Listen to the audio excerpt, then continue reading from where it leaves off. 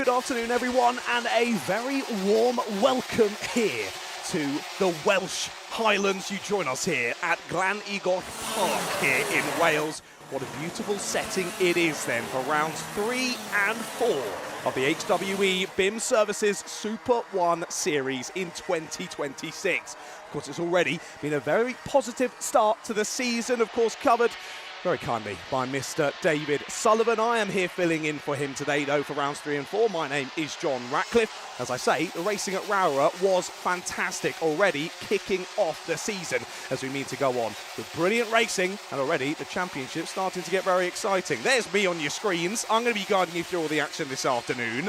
And thank you so much for joining us here on SlipStream. Of course, all the finals covered today here at round number 3. And of course, all of the action covered at round 4 tomorrow for everyone else who is not a SlipStream subscriber. Of course, hello to all SlipStream subscribers watching this live. And hello to anyone watching it a week later as well. I hope you do thoroughly enjoy all of the coverage here, courtesy of Alpha Live. Also showing there up on your screens, GYG. What a circuit it is here in Wales. Always a bit of a distance to come to for most of the drivers competing, but very much worth it. As you see there, oh dear, a couple of drivers coming together. They're down through the third sector. Don't worry, you're not missing any of the finals at the moment, as to remind you on your screens exactly where we are. The Welsh, of course, always very proud to be showing their flag off, very proud of their country, and as they should be. What a beautiful circuit it is. Definitely one of the most beautiful drives into a kart circuit around the UK. As I say, what a circuit it is to race at as well. I've been lucky enough to race there a couple of times myself, always producing exciting racing, and it's sort of a circuit of two halves as well. First half, very, very fast sections, of course, of straights. Obviously, John, and then through some very quick corners as well, up through Spoon. But then this part of the circuit you see on your screens now, heading down through the curves. It's a very tough one to get right. But as you can see, drivers slowing down. That means Senior Rotax Heat 2 is done and dusted. Are you ready, ladies and gentlemen? The finals are about to begin. Let's go for the first one of round number 3. It's the Mightes who head out on circuit in a moment's time.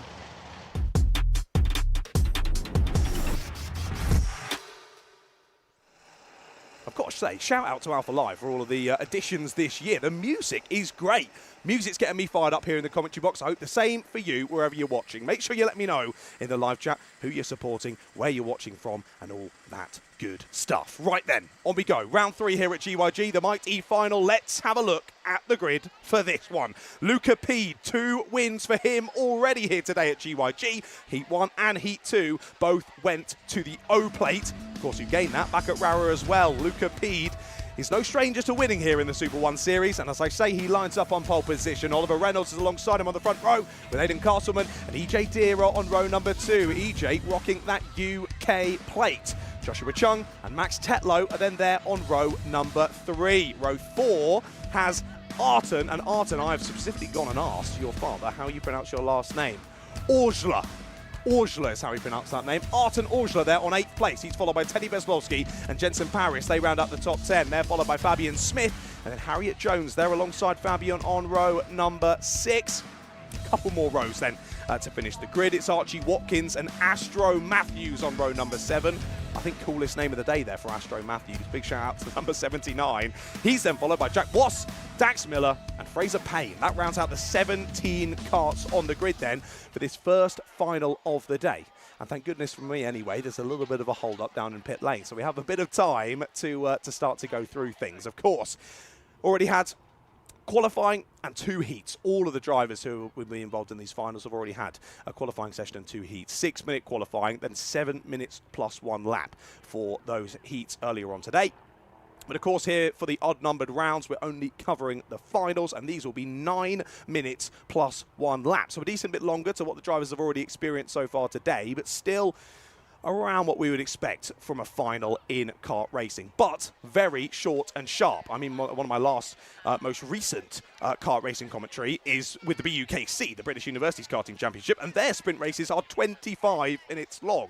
So this very much curtailed comparatively to that, but I think everyone who's involved in karting will tell you that 25 minutes is definitely not a sprint race. Even 9 minutes when you're driving these very, very speedy karts, particularly when we get onto sort of the juniors and the seniors later on today, just keeping it going for 9 minutes is an achievement achievement in and of itself, let alone getting yourself to the front. So let's see which drivers are able to do that. Of course, as I mentioned earlier, a big thank you to all of you joining us here on the SlipStream coverage here, courtesy of Alpha Live. And if you're watching a week later and you think, I want to be watching this live going forward for the rest of the season, of course, round 1, round 3, round 5, round 7, and round 9 and round 11 will all be covered by SlipStream.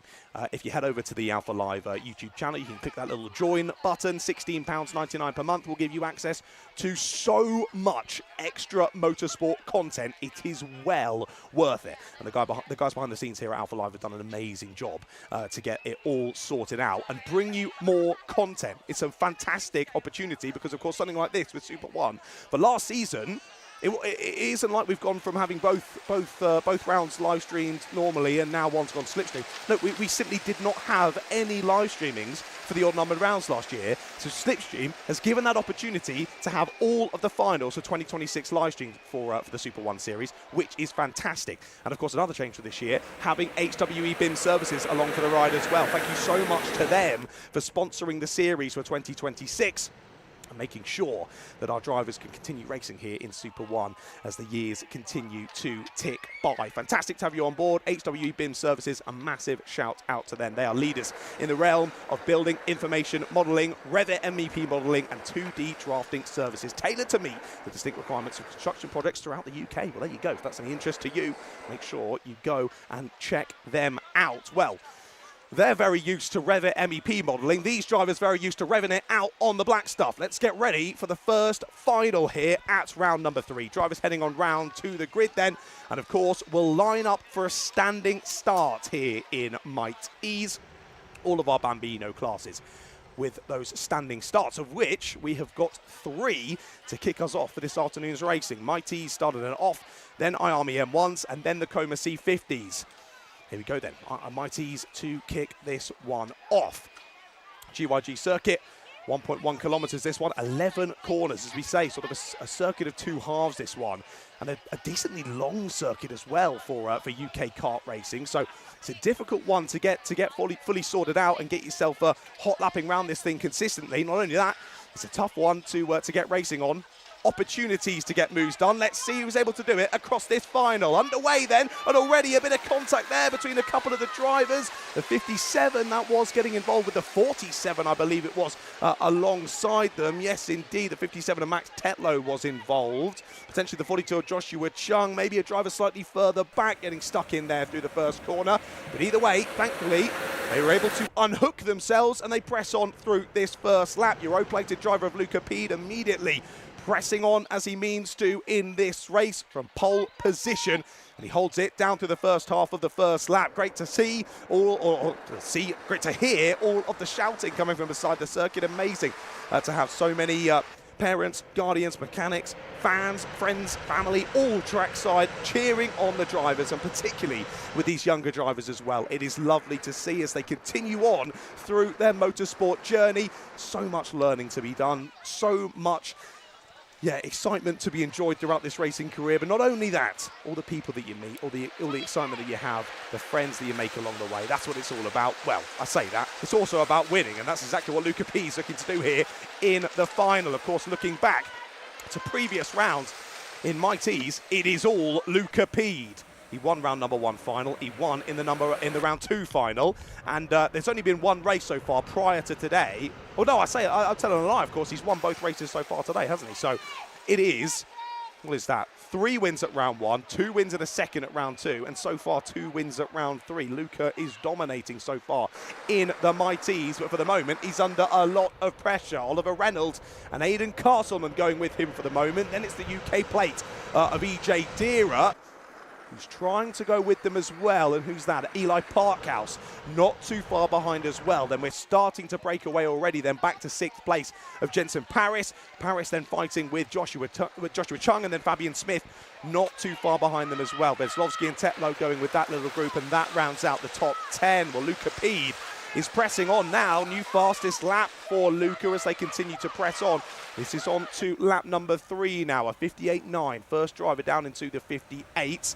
I say that. 1 driver's gone with him, and that is Aidan Castleman in 3rd place. We definitely don't count out Aiden in all of this as well. But the 77 of Oliver Reynolds has got a lovely exit there off of the top of the hill. Can he get the overlap down through into the carousel? Yes, he can. Up the inside goes Oliver Reynolds, but can he squeeze Luca Pede to the exit? The answer is no to that question. And Luca Pede fires his way on by. The 77 then gets shuffled out wide and will end up losing 2 positions from all of that. So initially, Reynolds going for the lead, drops back and loses second to Castleman and third to EJ Dira.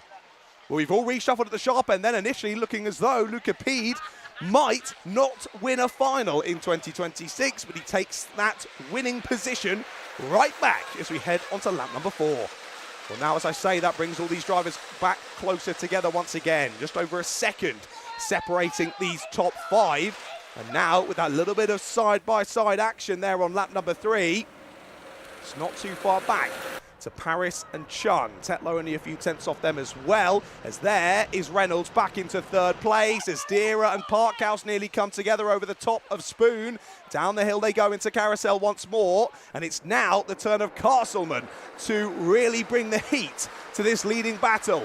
Luca Pede has been checking over his shoulder consistently throughout this race, seeing where his rivals are, and for the moment, that's really helped him just gain that knowledge and be able to weather the storm when the drivers behind bring the battle to him. But he has been defending. That's been crucial to make sure he doesn't break away at the sharp end, and the rest of the drivers very much sticking in with him for the moment.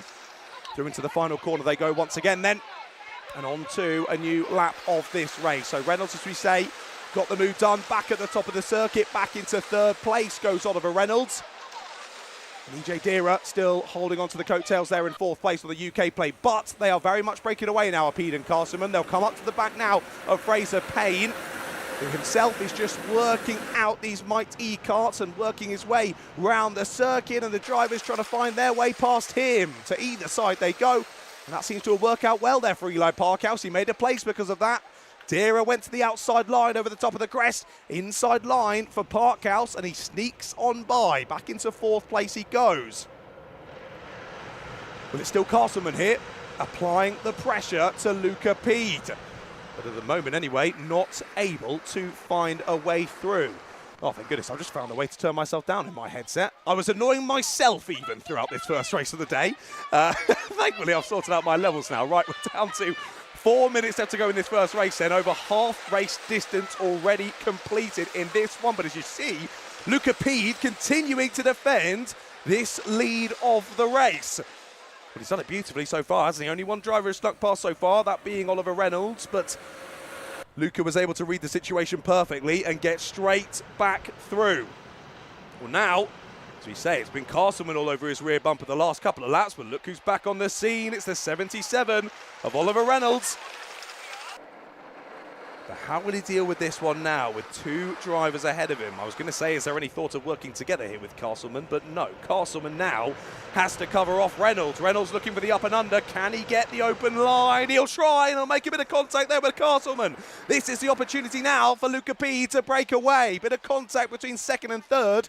And look, even that slight bit of contact between those two has opened up a good 2 or 3 kart length battle. Now, with that gap opening up between these 3, does Pede defend? He still does. Pulls over to the inside there, out of T1.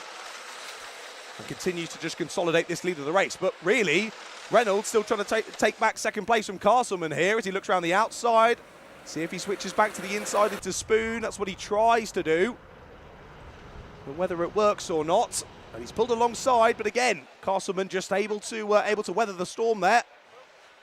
And able to draw back ahead once again. Down through carousel we go once more. But even with that bit of defending from Luca Pede, that has not held him up, has it? Down through what is a very exciting section of corners here at GYG. But no moves made this time. We continue on then onto another lap of this race. But still for the moment, Luca Pede doing very nicely in the hot seat there out at the sharp end. But again, pulling over to the inside, just making sure the drivers can't get involved. But I think Castleman and Reynolds are a little bit too focused on each other at the moment. Castleman trying to make sure that Reynolds stays behind. Reynolds not wanting to push Castleman back to the leader. But even with that bit of battling between these two, it looks as though they've closed it back up once again. Amazing. And now Parkhouse and Dira not too far behind as well. Up through into compression we go then, just refamiliarising myself with these corner names once again. It's been a while since I've raced here at GYG. But through the compression they go then, down into Devil's Elbow for the 6th time, I believe, in this race. No, for the 8th time in this race, I tell a lie. As we press on through this one. 1 minute left to go on the clock then. I think we'll tick down to 0 on the next lap. So we're heading on to the penultimate lap of this race, where we saw how much Castleman and Reynolds had closed up there in the opening part of that lap. Up the Dragon Straight they go, and once again they go side by side. In behind, Dira's now working with Parkhouse to push Eli up towards the top 3 once again. And looks as though they're coming up to lap another driver. I think this might be Fraser Payne again, potentially, on the 83. Yes, it is. So all drivers just trying to pick their way through on the back marker there with Fraser Payne. Good to see him out and getting the track time in, but here's the move for second, not quite. Down into the bottom section we go once again of the carousel. But again, Reynolds can't get the move done. And look, Castleman's still pretty focused here on Reynolds. This could give the race victory to Luca Pede. As we say, he's been dominant here at GYG already. 2 wins on the books for him. He goes a little bit wide there down through Devil's Elbow. Just brings Castleman back into play once again. I'm not quite sure if it's going to be enough. On we go then. 2 more laps of the race. Well, we must have been close there on the timer to hitting that one. 2 more laps of the race. So this gives a bit more opportunity then for these two to try and get involved. Well, now Castleman's pushing Pede up to the top of the section of the circuit. Up into Spoon we go once again, and Pede very much has this one covered off. So no move there, able for the taking there for Castleman. Reynolds still in with a shout of this one, and now Parkhouse and Dira back on the scene. Well, this is all going to depend whether someone can get a move done here on Luca Pede, but yet again, Castleman is focused on Oliver Reynolds behind. And these two, if I'm not mistaken, RCE teammates as well. No, I tell a lie. There's 1 second in the train. Reynolds is not RCE, just a very similar colour scheme. This time that move's worked though. Lovely there. Good move from Oliver Reynolds. Up into second he goes. But is it too late? Has he got that move done too late? They've only got 1 more lap of this 1.1 kilometre GYG circuit to go. Is there going to be enough of a slipstream here for Reynolds to close back up to Luca Pede? I'm not so sure, but they might have some benefit here of back markers as we head on to the final lap of this race. 1.1 kilometres then to go here for Mighte Racing around number 3. We'll see all these drivers back out for round 4 tomorrow. Make sure you join us for that live stream as well. We'll be covering all of the day's racing for that one, both heats and the finals. But for the moment, will Luca Pede continue to extend his gap at the sharp end of the championship? Comes into today, what is that? Almost, over 20 points clear. 21 points clear in the championship after 2 rounds from Luca Pede. As now he looks to make it an even bigger margin. But look at this as they cut through the back markers. Reynolds is onto the rear bumper of Pede here, but the opportunities are dwindling. Down through the bottom section of the circuit we go, and Reynolds is held up by the back marker. That's going to take away his chances here of victory. And round through the final corner comes Luca Pede to win in round number 3 yet again. The O-Plate champion earlier this year wins in the final at round 3. And continues to extend his championship lead.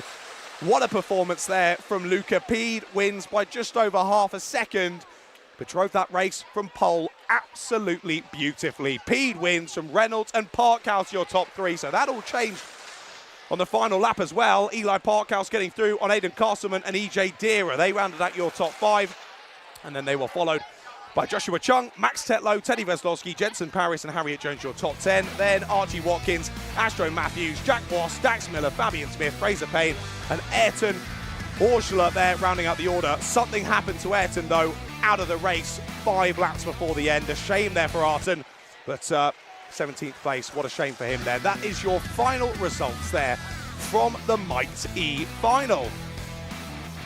Well, 1 race done and dusted then. Still got 7 more finals left to go, ladies and gentlemen. Don't you worry about that. As you can see, the drivers getting ready to go on the dummy grid. Next one up is our final for our Iame M1 drivers.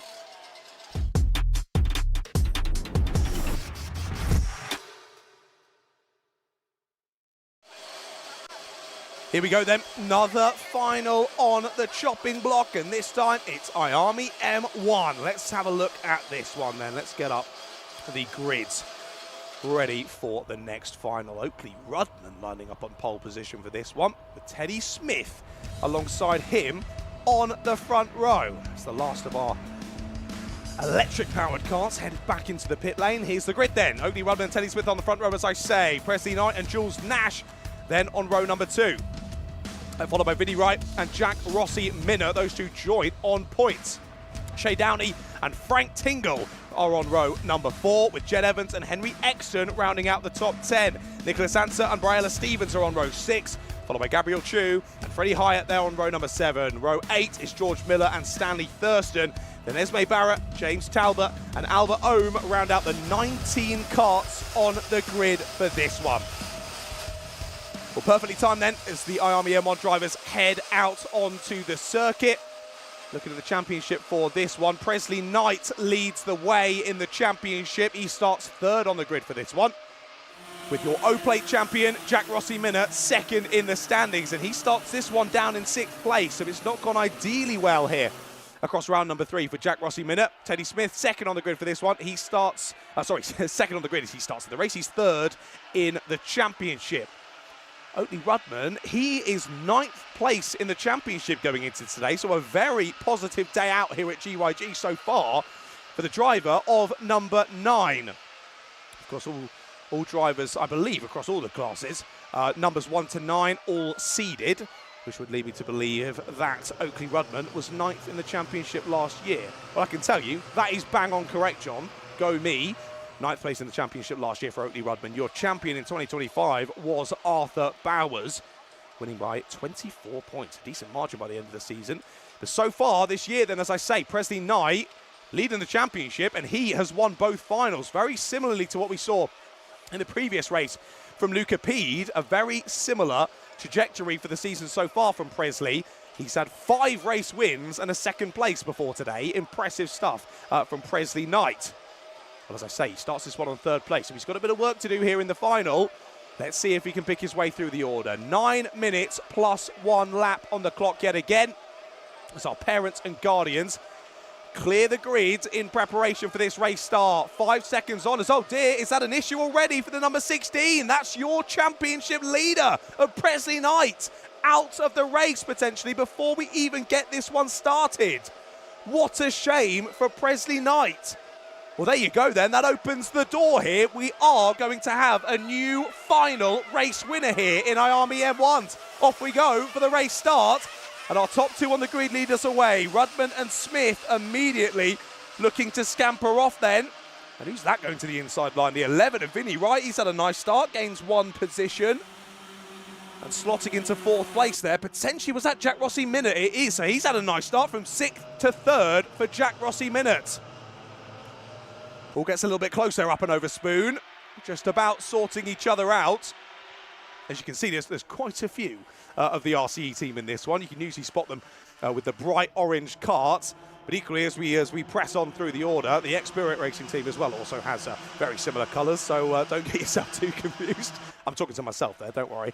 Off we go then, continuing on through this first lap of racing, as we would have thought a little bit more curtailed in terms of the leading battle there on round number 1, considering we lost driver from 3rd place on the grid, so that opened up a bit of space there on the grid for drivers to dive into. Looks as though we've got a TX number. That is the number 11 of Vinnie Wright, to remind you. So just in case that's not sorted out through the race, I know the ladies and gentlemen behind the scenes here at Super 1 will be doing a perfect job of getting that sorted. Just as I say, it pops into picture.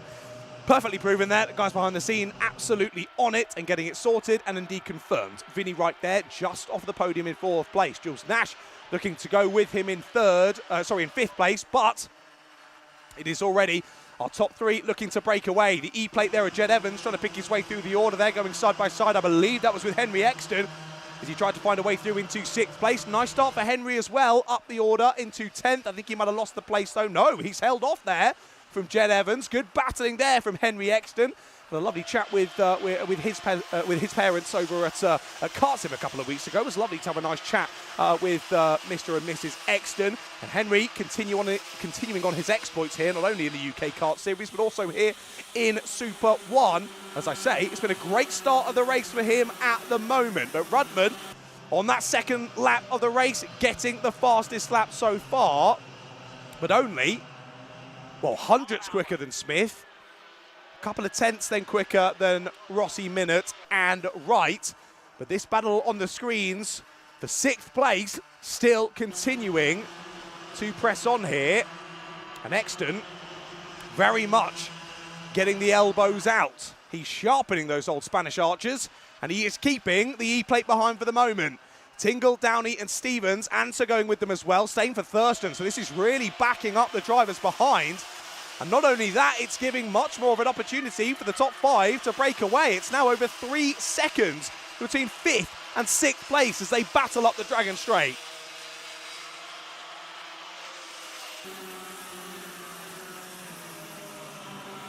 Side by side over the crest we go then. Battling up into Spoon once more, and now Jed Evans actually losing a place. Shay Downey, the one getting past there up at Spoon. So that means Downey up into 7th then. Exton continuing to hold on there in 6th place. But crucially, in this battle ahead, well, one, Rudman has broken away here by over half a second. And Jules Nash now has the fastest lap of the race. The number 18.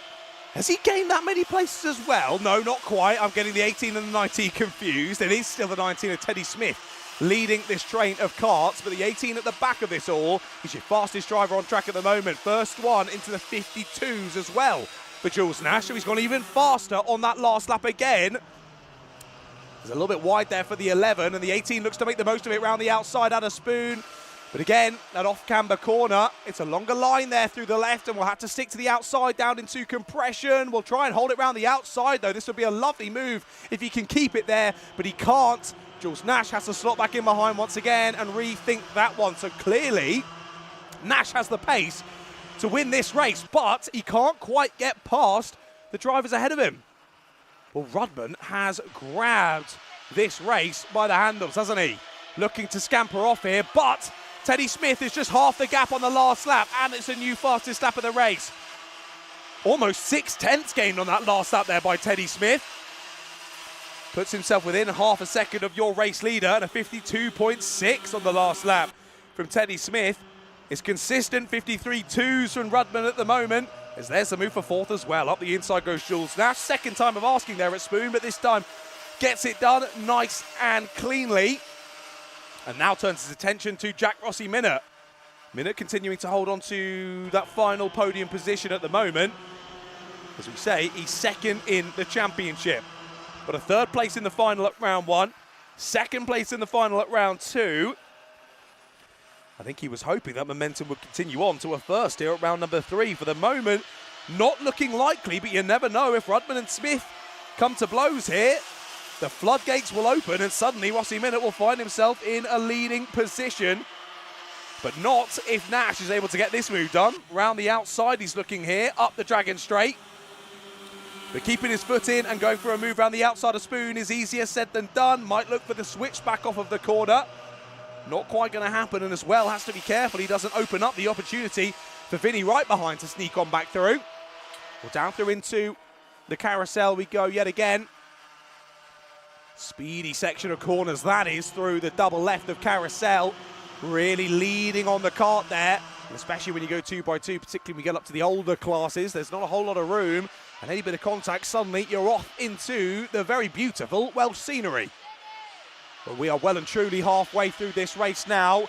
Gap has closed up, and not only that, Teddy Smith is dragging Minna, Nash and Wright along for the party.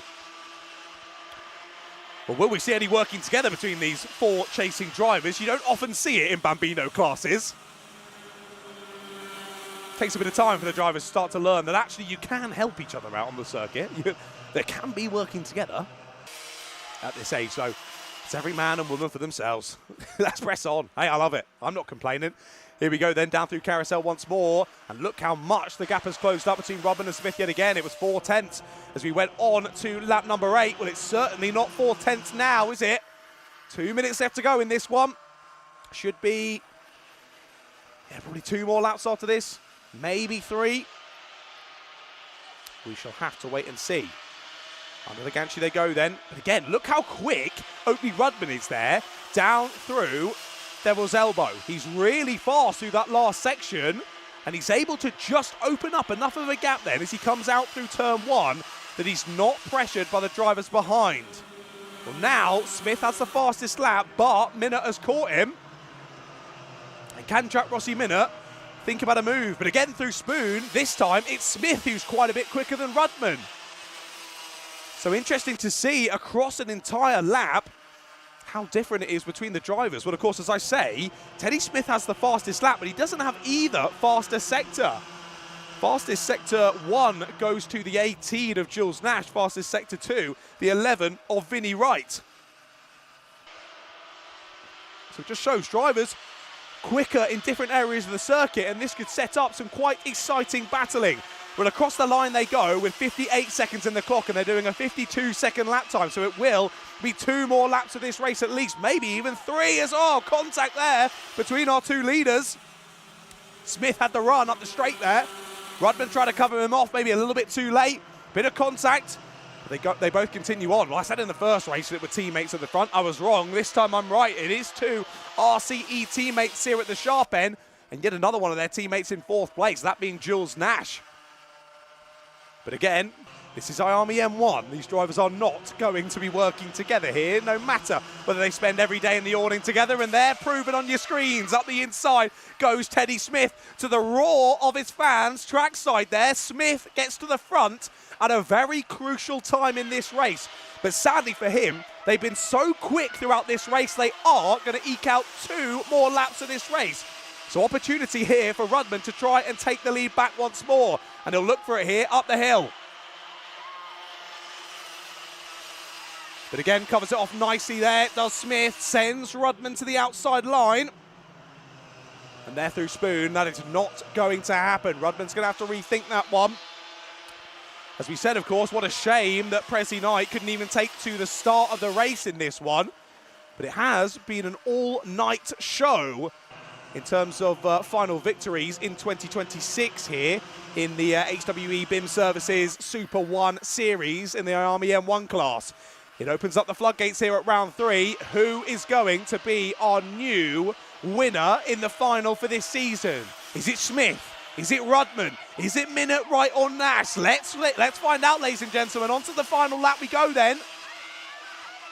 And Teddy Smith has only led 2 laps of this race, but it's the most crucial ones. Look at the exit from the first corner, though, from Rudman. He'll look to go all the way around the outside here, up into Spoon.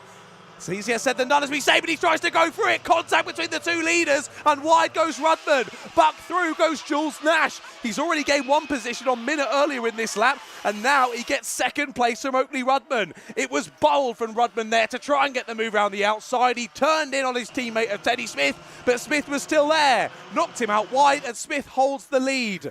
Absolutely nothing wrong with that. Great racing between the 2 of them, and Rudman gets a little warning for that turn in. But that's given the breakaway to Smith. His teammate of Nash tries to chase him down, but it's not going to be enough. Round 3, the final goes to Teddy Smith. Smith wins in Iame M1, followed by Jules Nash and Oakley Rudman on the podium. Well, Teddy Smith is the 2nd driver of the year to win in a final then in Iame M1. A real shame that Prezi Knight wasn't able to start that final, but as we say, lovely to open the floodgates for someone else to take a final victory. And it's Teddy Smith who does it.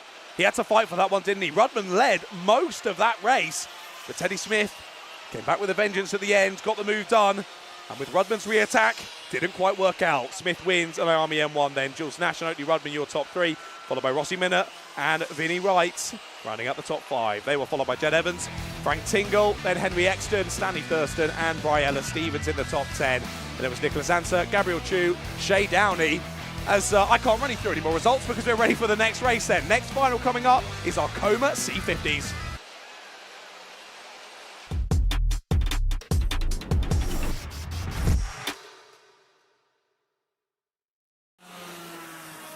Coma C50 straight out onto the circuit then. We know we like to get through these thick and fast here in the Super 1 Series. As that's not very helpful, I've got no grid on my end, so that's not going to be very useful for us to get sorted here on the back end, but we'll do our best. The 75 and the 45 on the front row. As I know that's Matthew Pearson on the front row. Will it give me a grid? Come on, final, give me a grid. No, we've got no grid for this one, sadly, I'm afraid, ladies and gentlemen. Well, I can tell you off the numbers. 75, that is Jace Hannon on the front row with Matthew Pearson. Then, if Jace wants to move his head, that'd be really useful, actually. So Jace Hannon and Matthew Pearson on the front row then. Those two, your leaders in the championship. Jace Hannon winning the final at round 1 at Rowra, then Matthew Pearson winning the final at round 2. And in every race at round 1 and round 2, it is either been Pearson or Hannon in the lead or in second place. Only those two have got a P1 and a P2 so far this year. Well, as we look down through previous results so far today, it was Pearson who took the win in heat number 1. And guess who? It was Jace Hannon who took the win in heat number 2. So these two continuing to trade blows here in Coma C50. But indeed, sadly, I do not have a grid for this one, so I can't run you through the entirety of the running order. But we should have, in terms of drivers on the grid, Reggie Rhodes, Dalton Dyke-Whitfield, Jude Campbell, Ayrton Edwards-Jones, Noah Gallagher, Tristan Begley, Logan Grassie, Jacob Hayward-White, Matthew Pearson, Regan Abercrombie, Robert Hanley, Aidan Hughes, Henry Lige, Jace Hannon and River DiGiorgio Miller are 15 drivers on the grid for this one. Coma engines for all these drivers, low-powered, all-weather tyres used no matter the weather for this one. And close momentum-based racing, any small mistakes makes a real big difference in this one. Slipstream really to be used up the Dragon Straight as well, and all drivers involved in this one, 6 to 8 years of age, all very, very young, taking to the wheel of a Coma C50.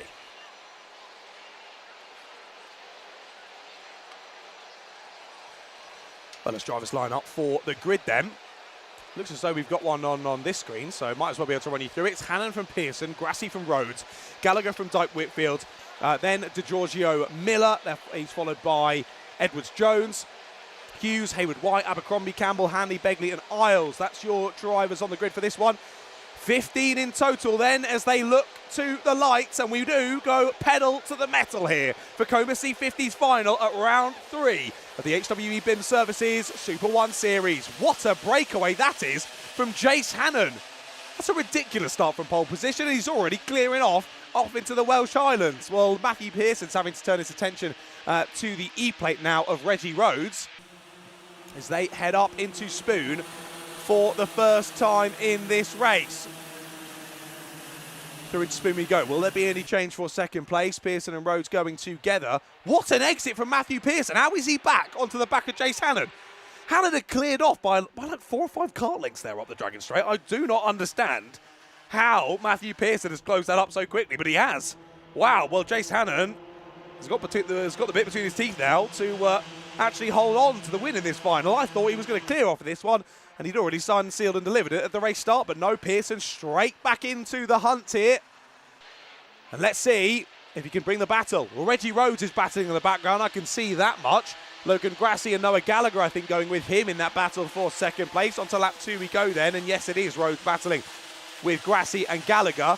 But look how much Rhodes covers it off there out of T1, straight over to that inside line to stop any use of slipstream for the drivers behind, opening up the door and letting them through. Well, as they go up into Bug City there up at the top section of the circuit, even on the cameras you can see the swarm of bugs up there. It is a relatively nice and warm day here at GYG, for Welsh standards anyway, but at least it's nice and sunny for the moment. Let's wait and see later on this afternoon. The weather forecast is not looking too promising, so let's see if maybe we get a bit of sprinkling of showers at the end of these finals. Let's wait and see. Change to third place, that is. Logan Grassie, I believe it is, who snuck on by. Yes, it is. The 28 is through into third place. So Grassie gets past Rhodes then. Gallagher still very much with them here in this battle over the last place on the podium. And all these drivers wanting to bag themselves a nice bit of silverware to have on the mantelpiece at home. And let's see who's able to get into the top 3. Of course, I believe top 5 get trophies here in the Super 1, which is lovely. But you want to be in that top 3. Really, you want to be in that top 1. Pearson still all over the back of Hannon at the sharp end, as there they go through Spoon corner once again. Oh, that's wide there, and contact there for 3rd place. 3 wide on the exit of Spoon is not something you see very often, folks. But Reggie Rhodes boldly finds his way back through into 3rd place. Grassie's back down into 4th. Gallagher's still there in 5th place. And now he's thinking back up the inside. Oh, that's going to close up on the right-hander. Rhodes gives him the room. Nice racing room given there between the 2 drivers. And then up and under to the exit goes the 22 of Gallagher. And there's contact for Gallagher. He's going to straight line the corner and spins as well. What a shame there for Noah Gallagher. Frustrated with himself. Frustrated with Reggie Rhodes there. I think he felt Rhodes could have given him a little bit more room. But equally, it was Rhodes' corner, I'm afraid, Noah. The onus was on you there to have the space on the outside. Sadly, not quite enough. They make contact, and off he goes onto the grass. What a shame there for Gallagher. A potential podium slips through his fingertips. A real shame there for Noah Gallagher. A very speedy driver, but that move just not quite working out this time. And the 22 falls by the wayside. Well, it's a 2-horse battle now for 3rd place. Well, I say that. They've been battling so much, they brought the rest of the drivers back involved as well. Aidan Hughes now going with them. Same for Ayrton Edward-Jones as well. It was nice to talk to Ayrton's dad down in pit lane a few moments ago, because, of course, you'll notice if we see Ayrton's car a little bit later on in this race, he is full GYG branded, is Ayrton. A GYG kart, a GYG helmet, everything glan-y-gors Park branded for Ayrton, and that is because his father, very good friends with Ash and Ash's family, who of course own and run the GYG circuit, and they've kindly sponsored Ayrton's motorsport journey, which is lovely to see. But yeah, if you do spot a GYG branded kart, don't worry, they might have a little bit of home advantage, but nothing else. Simply a sponsorship for that driver, which is lovely to see. On the last lap, though, it looks as though Ayrton might have lost the place, sadly, to Dalton Dyke Whitfield. So Dyke Whitfield into 6th place then. But we keep our eyes firmly focused on your 2 leaders. You can tell they're not shy to being out front on their own, are they? They know exactly what they're doing out at the sharp end, these 2. Hannon and Pearson working together very nicely here. And pressing each other on as they continue to make a breakaway at the sharp end. Thank you very much to our cameramen and producers. They picked up the 17 of Ayrton Edwards-Jones. As you can see, the GYG branded kart now. Red, white and green. Not red, white and blue of America. Red, white and green of Wales. I love a bit of Wales. It has a soft spot in my heart because I went to Cardiff University. But GYG is, I think, as far from Cardiff University as London is. So not really comparable. What a beautiful, beautiful area of the world this is. And the sheep adorning the side of the circuit as usual. We love the sheep fans here at GYG. We've got plenty of fans here adorning the circuit. We don't need any sheep here today here for the Super 1 series. But Jace Hannon continuing to lead this one out the sharp end. It was just under 7 seconds. It's now just over 8 seconds that these 2 drivers have in the lead of this one. Funny enough, Matthew Pearson faster in the 1st sector. Jace Hannon fastest in the 2nd sector, but Matthew Pearson ever so slightly faster over an entire lap. But for the moment, he's still in 2nd place. He needs to think about a move soon enough. We head on to lap number 7 of this race. Up the Dragon Straight they go once again then. And Pearson will need to start thinking about this one pretty swiftly here. 2.5 minutes left to go. And we are doing, around about a minute here in terms of lap time. So I think it will be 3 more laps of this race. Maybe even 4 more laps of this race here. So I say he needs to think about it fast. I scrap that and I immediately eat my words. He's got quite a bit of time to play with, actually, has Matthew Pearson. But he needs to have used this time where he's been sitting in the wheel tracks of Jace Hannon to just be studying how Jace is driving around this GYG circuit. Of course, they've already had a couple of heats to work that out as well. But in this race in particular, where is Jace just that little bit slower? I think we could assume that it is in the 1st half of the lap, because that is where Matthew Pearson is a little bit faster. So maybe up into Spoon, and then defence will be needed down through the 2nd half. But a little bit of time lost there down through the 2nd half this time for Matthew Pearson. You know Jace is quick there, down through Devil's Elbow. And again, he's just been able to build a kart length or two gap ahead of Matthew Pearson. But the slipstream up the Dragon Straight should bring him right back up onto the rear bumper of the 75. Minute and a half now left to go on the clock, and these two are now 12 seconds clear of the rest of the field. Well, to be fair, looking back at the results from round 1 and 2, that's not very surprising. Round 1, they finished 15 seconds ahead of third place. Round 2, they finished 16 seconds ahead of third place. And they're looking to go on to be something pretty similar here at round number 3. But you can see now, Hannon really feeling the need to defend now as Matthew Pearson's going all sorts of ways, trying to set up a move here with his Coma C50 Bambino kart. Across the line they go with 52 seconds to go. This will be onto the penultimate lap of this race. What do they now clear the rest of it? We have to wait for the rest of the field to come across the line and under the gantry. It was 12 seconds, it's now 13.6. And as we say, with 2 more laps to go, it's definitely going to be around the 15, 16 second mark. Then back to Logan Grassi. He seems to have broken away now of that chasing pack. Very well done to Logan Grassi, but he now finds himself in a bit of no man's land here. 13 seconds ahead to these two, and then 3 seconds back to Reggie Rhodes. And Rhodes then doing his best to fend off from Dyke Whitfield, Hughes, Miller and Edwards Jones, and Jacob Hayward-White as well has gone with them as well now, down to 9th place. Here we go then, down into Devil's Elbow once more, and you can see that the different lines being used there by Matthew Pearson, trying to set something up here. Will he look for it into the final corner? Not quite able to get close enough. Off we go then, final lap of the race here, the Coma C50 final. For round 3 of the HWE BIM Services Super 1 Series. Up the Dragon Straight we go once again. We know Pearson's that little bit faster here through this first half of the lap. Can he get a move done though? It seems as though Hannon and Pearson have just been so closely matched on pace. Their fastest lap so far in this one, 0.06 of a second difference, but he's got the overlap, has he? Matthew Pearson's trying to get the inside line down into Carousel. He's going for it up the inside. There's contact and Pearson's round. Oh, what a shame for Matthew Pearson. Well, luckily for him, he's got 15 seconds back to Logan Grassi. I think Pearson there felt he was entitled to a little bit more space at the apex. Well, I'll leave that one up to people much smarter than myself. Jace Hannon felt he had enough of the corner there to turn in. He did so, and round went Pearson. Well, that leaves Hannon for a pretty simple rest of the final lap. Round the final corner he comes, and Jace Hannon wins in the Coma C50 final. And sadly, it's not going to be 2 tenths back to Pearson. It's going to be quite a significant longer gap back to Matthew Pearson. 7.8 seconds in the end, but a slightly controversial last lap incident there between your 2 leaders.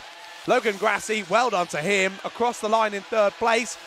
And a move on the last lap there for Dyke Whitfield. He gets himself up into 4th place. A nice run through the pack there from Dyke Whitfield. Gains 2 across that race. Biggest mover though, Aidan Hughes up 3. He was up in 4th place at one point as well, so Aidan having a really good race in that one. There we go then. Final results, it's Hannon from Pearson and Grassi, your top 3. Followed by Dyke Whitfield, Reggie Rhodes, then Aidan Hughes, River DiGiorgio Miller, and Jacob Hayward-White, Ayrton Edwards-Jones, Regan Abercrombie, and Robert Hanley, Noah Gallagher, Tristan Begley, and Henry Isles rounding out the order in that one. Well, there we go then. Coma C50's done and dusted for round number 3. We'll see them back out tomorrow for round 4. Next one up is our final for Micromax and Iame waterswift Restricted.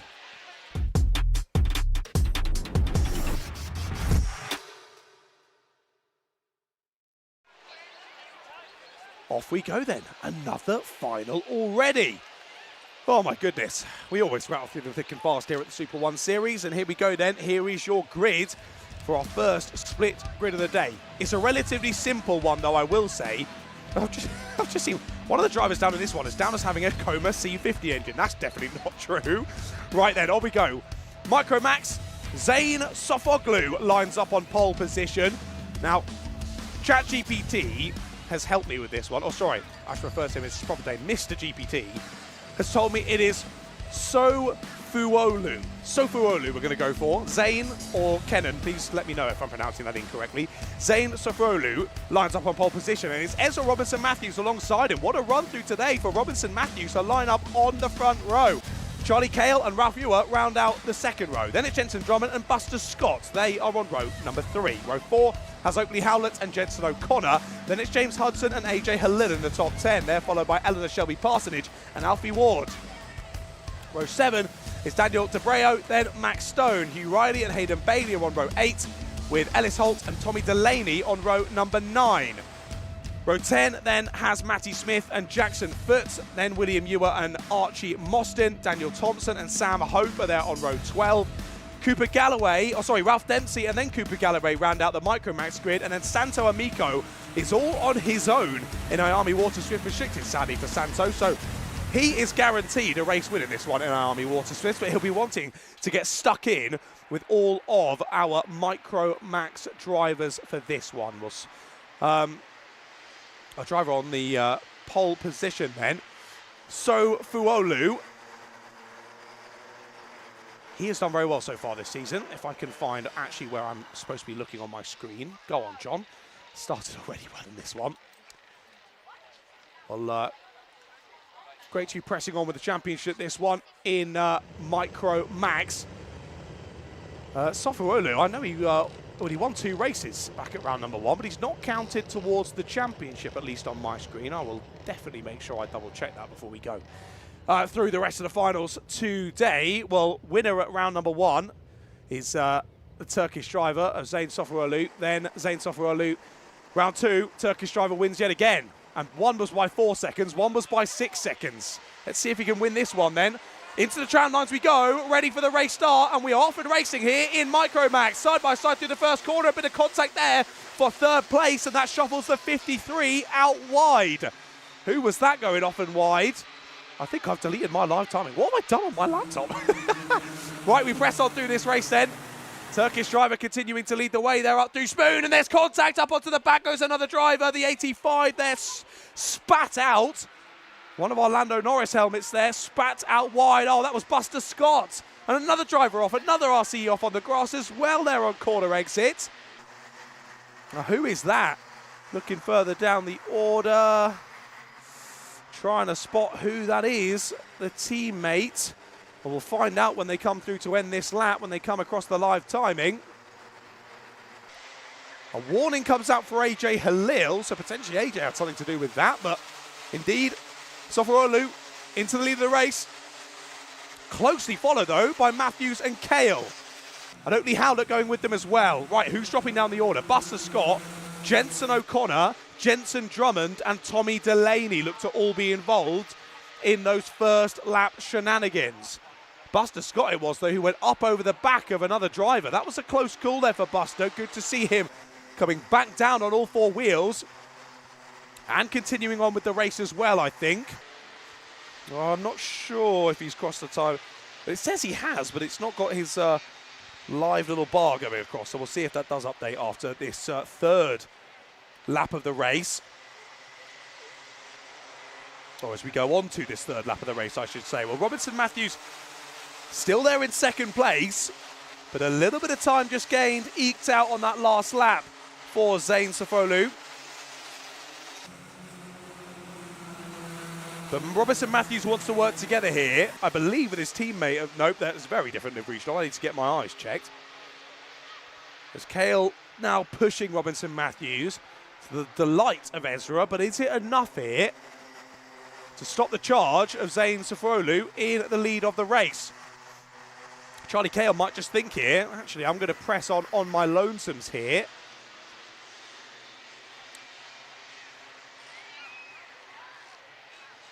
Let's watch how that gap changes to your race leader. Oakley Howlett's still very much with them as well. James Hudson, the one, well, was heading up the next battle. I think he's broken away ever so slightly now. He has. So Hudson's broken free of the battle that's now for 6th place.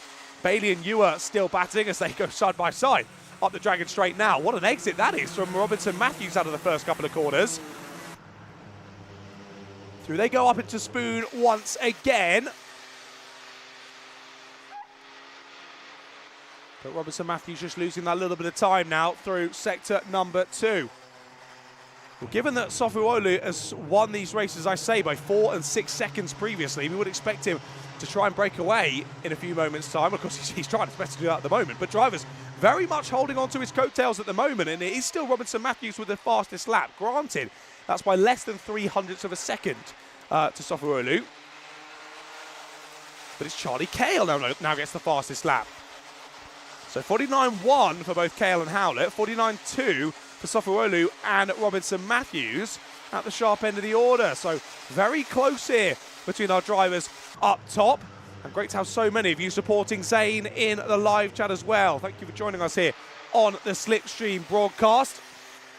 Thank you to Pam Wilmington as well, who said good luck to so many drivers. David Nichols as well. Good luck to Dan Holtz here in the Intermax final. That'll be in a few moments' time. Pam saying good luck to Ellis Holt here in Micromax. How is Ellis doing at the moment? He's in 8th place at the moment, is Ellis. He's had a storm of a start in this one. Both him and Hayden Bailey are up 9 places so far in this final. Well up into the top 10. Nicely done from Ellis Holt. And just behind as well, Eleanor Shelby Parsonage. Sadly, she's lost a place on that last lap, but great to have her back here for rounds 3 and 4 at GYG. Of course, she had that pretty sizable flip at round 2 back at Rowra. It was a big one. It was a big one, as David covered on the live stream. Lovely to see her back, and amazing to have her back in a car so soon as well, and so many people supporting her and helping her get behind the wheel. Well, she is doing them proud here at round number 3. Very much still within the top 10, and hopefully at round number 4 tomorrow, we're going to be getting her on the live stream as well to have a little bit of chat with me and say thank you to all those people that have helped her get back out on the black stuff here for round number 3. Amazing, the karting community coming together to help someone who had what was quite an unfortunate accident. But here we go then. Sofuolu still in the lead of this race here. And I'm going to correct Niels in the live chat because Zane is no longer 6 years old. He had his birthday a couple of weeks ago, did Zane. He's now 7 years of age, is Zane. But of course, back at round 1 and round 2, he is the only driver to have won a final at 6 years of age here in the Micromax class. And he got 2 of them, not just 1, 2 race wins in the finals here in Micromax. Well, now he's 7 years of age. His birthday was a week after those first 2 rounds back at GYG, so a very happy belated birthday to Zane. And for the moment, he's looking to continue on his absolute domination here in the Micromax.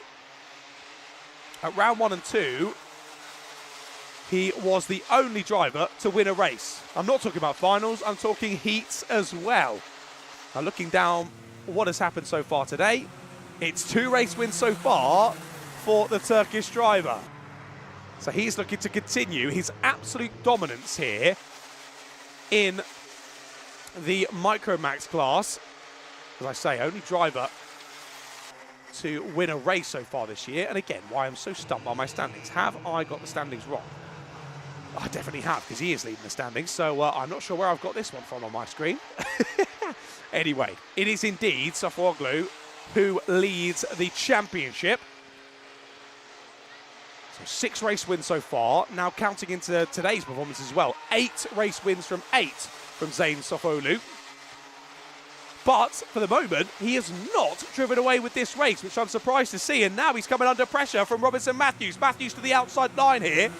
As you've seen already, easier said than done here. This all just turns in there across the nose of Charlie Cale.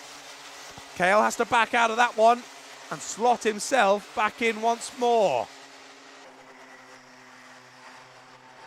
Good attempt there from Ezra Robinson Matthews. Can't quite find a way through though on Sofuolu.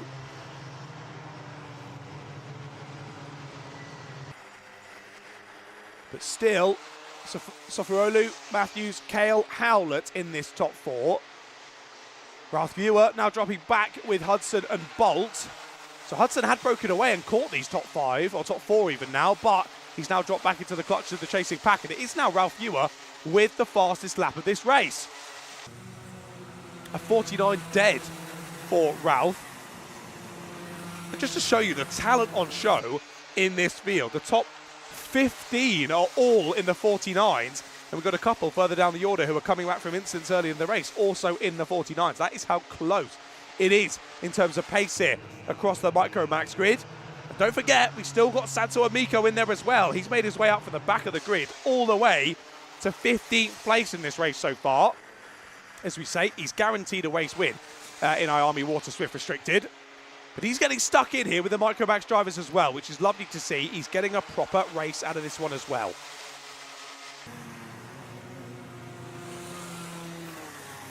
On to a new lap we go then. Indeed, agree with you, Pam, in the live chat. Ezra is doing fantastically well here in the final. Chasing Jack's friend from Rye House. Indeed, I'm very used to seeing Robinson Matthews at Rye House, and he's trying to take the race win here from Zane Sofolu. Looked to get it, but no, Kale grabs second place because of it. Bit of contact there between your two race leaders. Loses the momentum there for Ezra. And what a shame there for Ezra. Drops back into third place, and now it's the chance for Charlie Kale to try and find a way through into the race lead. But he's only got one lap to do it. Timer hits 0 here in the Micromax and Iame waterswift restricted final. One more lap to go, and it's Sofolu who leads us onto it then. He's led for the entirety of this race, but he's certainly not been dominating this one. He's not driven away with it at all. He's been under so much pressure, and here comes Kale and Robinson Matthews yet again. Matthews can't quite get the inside line. Can't quite seal second place back away from Kale. And the issue here is they might get stuck in their own battle. They need to get on the back of Sofolu here, or he's going to make it yet another perfect race and continue on his perfect showing from this season so far. And indeed, they're too focused on each other. Robinson Matthews with a lovely setup there down through Devil's Elbow, but it's not going to happen. Kale covers him off, and Kale holds on to second place. But look at that, it's given the opportunity. Zane Sofolu is going to win here again in round 3, but who gets second place? It's a run to the line, and Robinson Matthews gets it. What a race to the line there between Robinson Matthews and Kale. Beautifully read there by Robinson Matthews. Ezra has come on leaps and bounds since I first saw him race at Rye House. That was beautiful racing there from Ezra, and he steals back second place at the final time of asking, but no one could take away that race win from the Turkish sensation. Yet again, that race was a Turkish delight for our fans here in the live chat. Sofolu wins at round number 3 and continues on his perfect season here in the HWE BIM Services Super 1 Series. Well, final results then from that race. Zane Sofolu wins, with Ezra Robinson Matthews and Charlie Kale rounding out the top 3. They were followed by Oakley Howler and Ralph Hewer.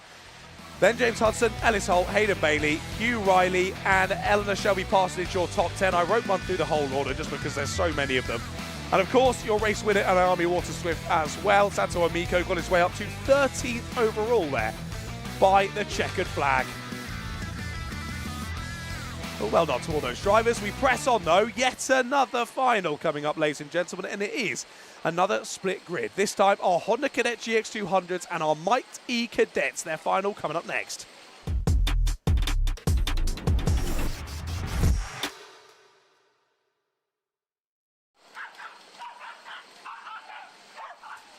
Well, the dogs are excited here at GYG. Are you excited? Let's get ready to go. Another final is coming up on your screens. It is Honda Cadet GX200 and Mighte Cadet then.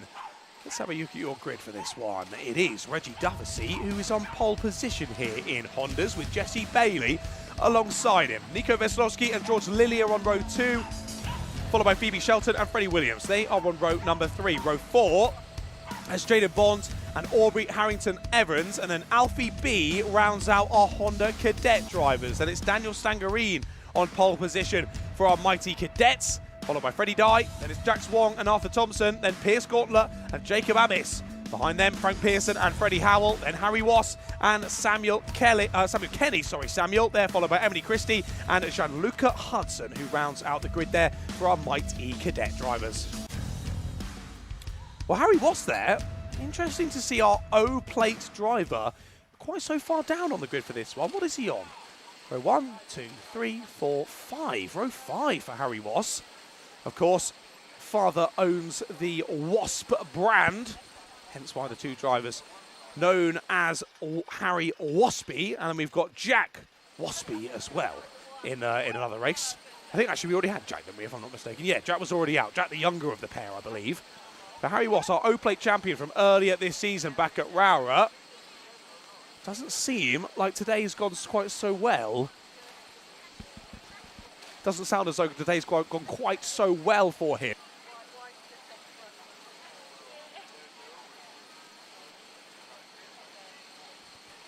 So drivers getting ready then for this next race. As you believe, we've got a just a slight hold up out there on the black stuff as we are collecting a couple of the karts that fell by the wayside there. I imagine it would have been in that opening lap of the race. Our first proper calamities here in the final from round number 3. As there you see the number 12 making their way back to pit lane. That's Jensen Drummond, and indeed Jensen was out on the first lap of that final. Jensen offered a driver we're used to seeing up at the sharp end in Micro Max. So a shame to see him fall by the wayside there so early on in the race. We'll see him back, of course, tomorrow for round number 4. And we hope for a bit of better fortunes for him tomorrow. Well then, again, split grid for this one. And we might find this one a little bit more challenging. We do have some issues with the timing because of these Mighte cadet karts, and it'll be the same for the Mighte super cadets later. Just so you're aware, in case we have the live timing and people are all over the shop. It's because of the electromagnetic field around the electric engines on these Mighte cadets and super cadets. It doesn't happen with the Bambinos because they're not quite powerful enough. But these cadets and super cadets have that little bit extra power, and that bit of electromagnetic field plays havoc with the timing, and of course with the gadgets and gizmos on the kart. Trying to find out where I've got to on my sheet. There we are. There, of course, the transponders don't like the electromagnetic field from those batteries, so it will be manual timing, I think, for the drivers in this one. But Super One, everyone behind the scenes doing an amazing job to get it all running smoothly. But as we say, split grid for this one then, which makes sense as to why Honda Cadets are doing a rolling start. Very unusual to see a rolling start in Honda Cadet, but given it's a split grid, we've got to do it. So Honda Cadets on the rolling start, and then a few moments later, they'll be joined on the rolling start by our Mighte Cadets. Off we go then. Honda Cadets lead us away for their final here at round number 3. And immediately, drivers on the sharp end looking to press off. As there you see in your picture-in-picture, our Mighte Cadets heading off for their race start as well.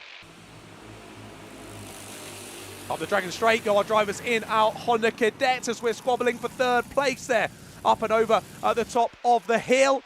Down they go then through to the carousel. And already top 2 trying to break away as they see in the background. Lovely shot there from our... As well, that's off stage left, isn't it? My goodness, almost off into our camera point there for the 91.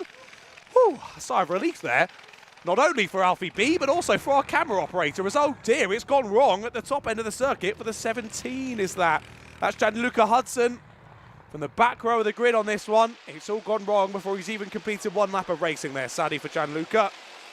Out of the race and parked up at Spoon, a less than ideal place to be stopped really, as our Honda Cadet drivers now plough on up towards him yet again. Loving the live chat from Pam once again, this time for Jaden Bond.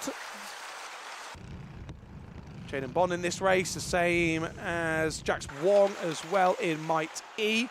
Jaden in the Hondas there in 6th place. Jax Wong at the moment sitting in 2nd place in our Mighte E Cadets, and that's a sad sight there for the 17, getting dragged off to safety there on the outside of Spoon.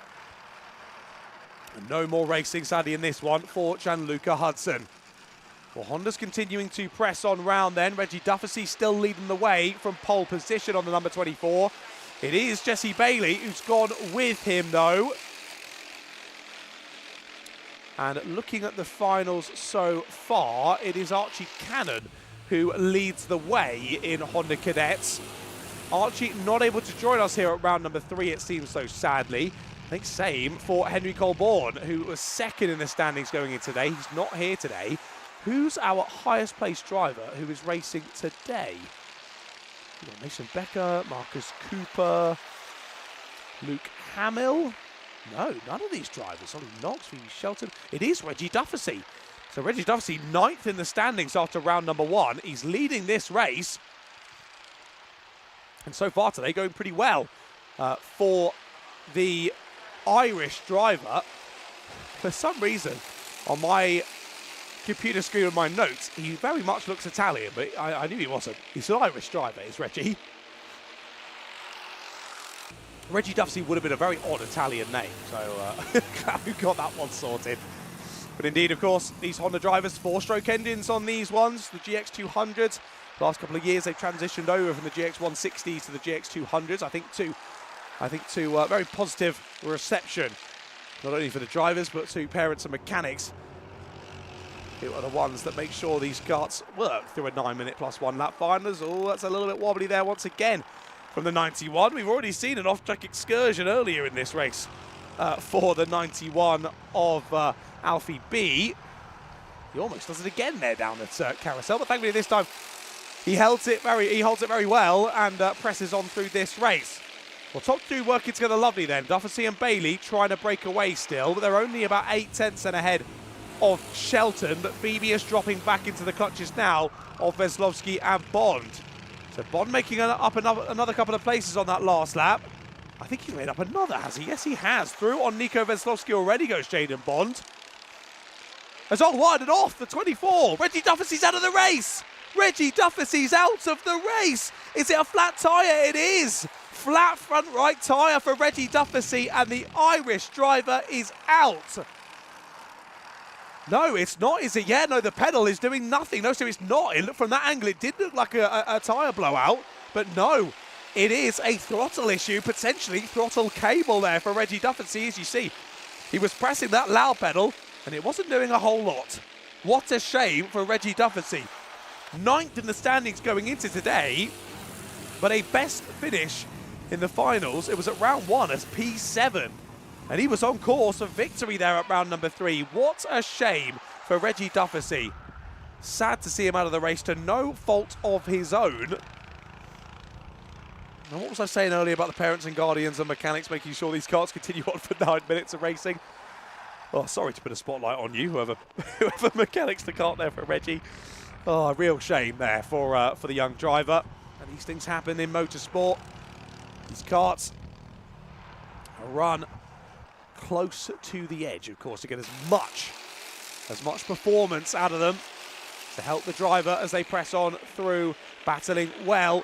Well, these are the two that have broken away as we look back to our Mighte cadet. Stangerine and Wong, it is the two that have broken away at the sharp end. Then we've got the 27, the 47, and the 171. That's Freddie Dye, Arthur Thompson, and the 121 I don't actually have on my screen. No, I don't. So I'm not sure who that is on the 121. Am I being totally blind? There's the 71 going up the inside, so that is Jacob Amis. Ah, right, okay, it's the 71, and then he's got a 171 on the back of the cart. That's what's thrown me off there. So it is the 71 of Jacob Amis going with them as well then. Dye, Thompson and Amis then, your chasing trio who are looking for the final spot on the podium then in Mighte cadet. Well, we're over half race distance already in this one. Here are your two batting over the lead in Mighte cadet. And Jack Swong all over the rear bumper of Daniel Stangerine. I was going to say, no moves able to be made just yet, though, as they head through into Spoon once again.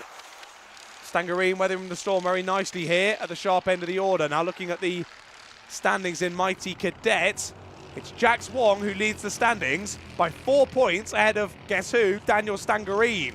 Very close in that one, and it's a final victory each. Round 1 went to Stangerine. Round 2 went to Jack Swong. And in either of those, the other driver was in second place. You can see why. They are so close in the standings. That's cheeky there, the 22. Nice move on the exit there as the 23 just pulls to the outside. Again, I've got no 23 on my live timing, so not sure who that is. Oh, contact! That was a big bit of contact there in our Hondas, my goodness. Up onto 2 wheels there. Who was that? That was the 84 there of Phoebe Shelton. Blimey, that was a heart in the mouth moment for me, and I'm sat in a nice cushy comms box. Wow. Phoebe Shelton nearly taking to the skies here at GYG. Well, thank goodness she came back down on all 4 wheels. And she's still very much within this battle. She's still getting properly stuck in. Round the outside, or turn to the inside at the final corner. But not enough to get the move done. And Freddie Williams is that? No, 51 that holds on. That's George Lilly who's holding on there ahead of Phoebe Shelton. Again, timing all over the place for me here in the box, so doing our best to keep an eye on things. So this is, I believe, the battle for third place as Phoebe, oh, more contact, this time up in the air goes to 51. So this time it's the turn of George Lilly to go skyward. Again with Phoebe Shelton involved. But yeah, Lilly this time up on 2 wheels. Again, lands back down and is able to carry on, but he's lost a bit of time from that one. Is able to cut the corner, grass jack it a bit and rejoin, but he's lost at least a few kart lengths of these two squabbling over third place. As your 2 leaders, I do believe, still ahead. Contact warning comes out for Phoebe Shelton, which she already had one earlier in the race. I think one more might be a penalty for Phoebe. As here is the number 30, Jessie Bailey, in the lead of the race. Of course, that battle with Phoebe is not for third, it's for second, because we lost Reggie Duffy earlier in this race, didn't we, of course.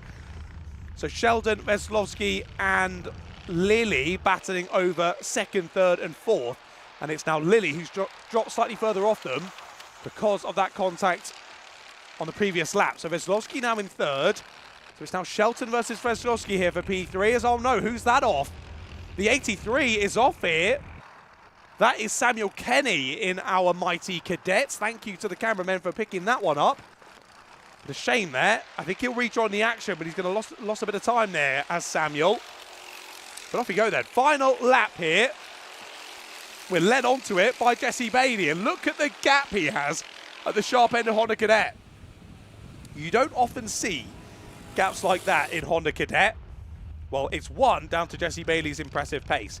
It's 2 down to Duffy having to drop out of this one, and thus Shelton, Veselowski and Williams getting very close with each other.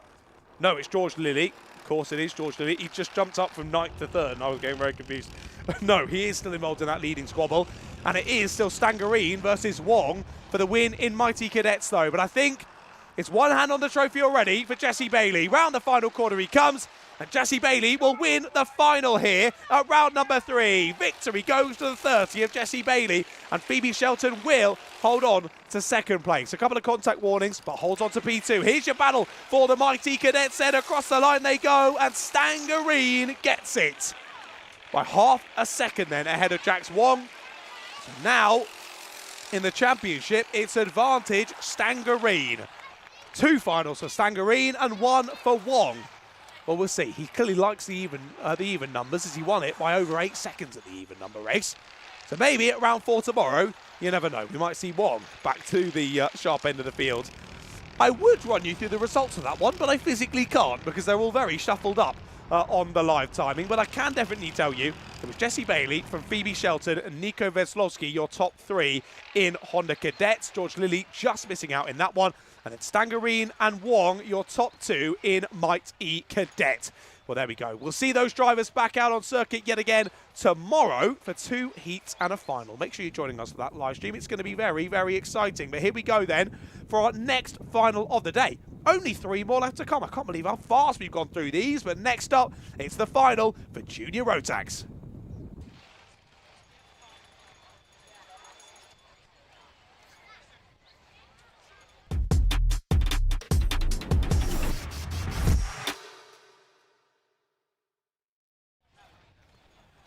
Well then, let's go. 25 drivers take to the grid here for Junior Rotax. It's always exciting racing in Junior Rotax. Let's hope for more of that here then in the final. Here's the grid. Laurie McVie starts on pole position with Warwick Milam alongside Jake Cossey and Jude Puddifer on row 3, with Amy Peacock, your O-Plate champion, alongside Zach Jennings there on row number 3. Row 4 has Archie Ray Watson and Elijah Hartley.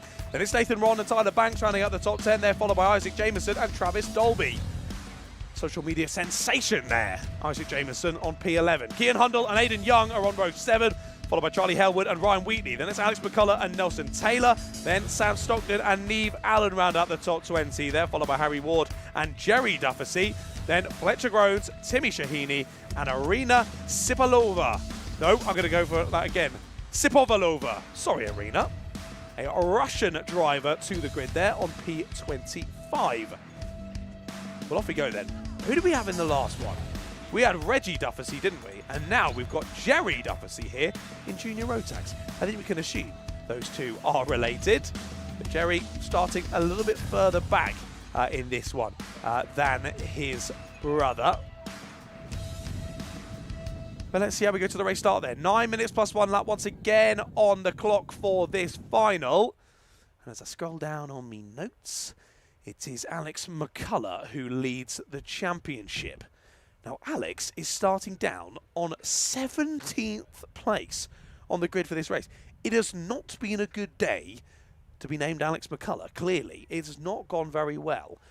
Let's have a look down the order in previous races. And as we get a couple of karts just off circuit after incidents in that one and the drivers get ready to go, there is the number 33 on your screens, the pole sitter of Laurie McVie. Now, Laurie is second place in the standings going into today, 5 points behind Alex McCullough. Well, given that Laurie's on pole and Alex is down on the 9th row, I think we can safely assume that Laurie has probably bridged that gap of 5 points over the course of today. As, oh my goodness, my producer moved and I thought the van was tipping over. I thought my chair was going off then, Stuart. My goodness, right.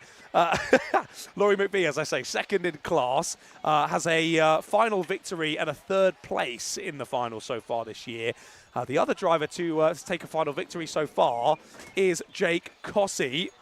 Final victory at round number 1. But lovely seeing this one. I think the first one of the day so far that we had a real smattering across drivers in the championship of podiums across both the heats and the finals. So podium at round number 1, it was Cossey from Peacock from McVie. Final at round number 2, it was McVie from McCullough from Hartley. So very much spread in terms of points, and that means our championship still very exciting. Of course, you would expect that to be after rounds 1 and 2 when we got a 12-round championship, but sometimes drivers drive away with it. Saint Sofolu, I had a bit of a cough there. He has absolutely driven away with that one, hasn't he, in Micro Max. But much more open playing field here in Junior Rotax, and let's see who can get the round victory here at round 3 and who can get the win in the final. Well, off we go then. Engines start. And so far today, Laurie McVie was your race winner in heat number 1, and Laurie McVie was your race winner in heat number 2. We said we'd assume with a pole position that Laurie's day's been going pretty well. Well, it can't have been going better so far for Laurie, with 2 race victories under their belt. Well, Warwick Milam lines up alongside Laurie for this race start. And Warwick Milam, a driver I'm very used to from Kart Sim Esports, has won all but 1 race in the Kart Sim Champions of the Future Esports Series. And well, he's clearly a very quick peddler in real life as well as in the virtual world, as he lines up second on the grid for this race. But as we say, Cossey has already won a final so far this year. He lines up just behind your pole sitter. Definitely don't count him out there on the right-hand side, or the left-hand side of your picture, the right-hand side of the grid on the number 69. And alongside him there, your number 14 of Jude Pudderfoot. Good to see him pressing on up into owner driving. And Jude taken to juniors very well there on the second row. Right then, let's go racing here in Junior Rotax. Side by side of contact and off. Your leader's off already. Off into the wall goes Warwick Milam. I can't believe it. Contact through the first corner and Milam's in the wall before we've even got it started, and there's more contact between your 2 leaders. Up and over the top of the Dragon Straight we go. Down through Spoon for the first time again. And I mean, we expect slightly chaotic starts in Junior Rotax, but Warwick Milam from the front row of the grid is off at turn 1. Wow, what a start to the race then. Contact between himself and Laurie McVie. Yeah, that's going to see Laurie continue to hold the race lead then. We'll keep an eye on the timing and see if anything comes through for that one, but really I think it was 6 of one, half a dozen of the other there. Trying to go side by side through T1. Maybe Milam felt he needed a bit more space. As, no, I tell a lie, McVie's not in the lead, apologies. What am I on about? It's the 69. So I said watch out for Jake Cossey. He's already won a final so far this season, and he started right behind your pole sitter of Laurie McVie.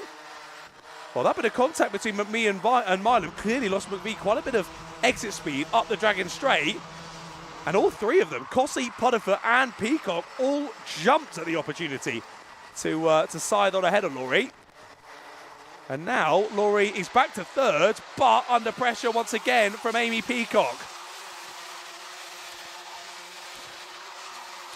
Iame looking up the inside there into the final corner. Doesn't work. And you see how frustrated McVie is. Pointing forward aggressively there, wanting Peacock to work with him as the top two continue to scamper off. And Kossi is really trying to scamper off here. A great opening lap of the race sees him get into the lead and get half a second clear. Can he continue that trajectory through the rest of this final though? He needs a Pudderfoot to drop back into the clutches here of McVie and Peacock, but Peacock's still all over the back of McVie. Close enough to think about a move into the final corner. Doesn't go for it this time though. And it is Iame Peacock with the fastest lap of the race. First driver into the 43.4s. That will be helped by the slipstream that she is gaining off of the back of Laurie McVie. And look at that. Side by side there as you go up at the crest. And that's actually a move being made by Watson. Lovely move there from Archie Ray Watson. And no, it's not. That's Pudderfoot, isn't it? No, apologies. That's a change from Pudderfoot. Getting my drivers all mixed up there in that train. It's the X-Kart driver of Jude Pudderfoot who's lost the place to Laurie McVie. So I thought Peacock could get past McVie, but no, now she's down the inside of Pudderfoot. Pudderfoot's momentum, sadly, not going the way he would have hoped. He's going to lose that straight line speed all the way up the straight here, up into Spoon once more. And as you often see in karting, you lose one place, you often lose multiple. As contact again, this time for fourth place. And it's Archie Ray Watson who's now on the scene, trying to find a way through on Jude Pudderfoot. Pudderfoot goes wide there down at the carousel. But this time, Ray Watson getting shuffled out wide, and potentially X-Kart teammate, that is, of Tyler Banks, trying to make up a position. No, it's not. It's the 81 of Elijah Hartley. Banks is just in behind on the other machine. I recognise the machine, but I can't quite tell you. It is, it's the Vismo team, that is, the Vismo branded team, but in a different suit. So it might just be an old branded kart there. As losing a place is the Vismo driver. That was Tyler Banks dropping back then. Isaac Jameson getting through. As I said earlier, the social media sensation is Isaac Jameson. He's got quite a few followers as Isaac. But he's just as good on track as he is on a phone screen. He's good at gaining followers. Well, he's shown in this final, he's good at gaining places as well. Up into 8th he goes. 3 positions gained so far in this final, but biggest mover is Alex McCullough. He's broken into the top 10 now, has Alex. Up 7 positions from his starting place. Well, Kossi hasn't looked back after taking the lead, has he? He's just over 8/10 clear here as we head through onto lap number 7. But Laurie McVie, new fastest lap on the last lap. Closest back in by just over 1.5 tenths. This race is definitely not over, ladies and gentlemen.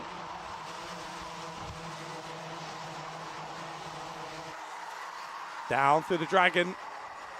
Not the Dragon Straight, that's on the other side of the circuit. Devil's Elbow we're going through now, down through sector number 3. And this is Iame Peacock doing her best to keep the likes of Pudderfoot, Watson, Hartley, Jameson and Banks behind. Yeah, Rhonda McCullough have gone with them as now, so this is 3rd to 10th now, this battle.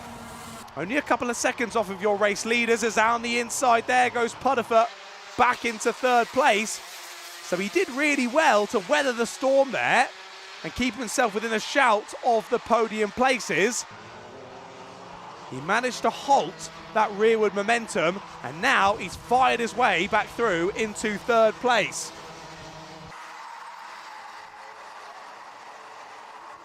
But it's been enough already done by Kossi and McVie, where there's no thought of a top 2 here for Pudderfoot and Peacock. It is lofty heights of 3rd place for these two, but you never know what could happen ahead. If Kossi and McVie take each other to the scenery, Pudderfoot is in the perfect position to steal away that race victory. As, what a shame Jerry Dufficy has a mechanical flag. So Dufficy, that was a couple of minutes ago. I think Jerry's already into the pit, sadly for him.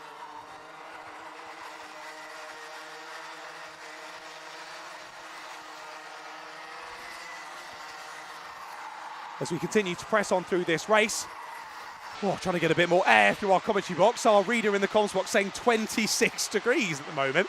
It definitely isn't that outside. It's about 13 or 14, I think.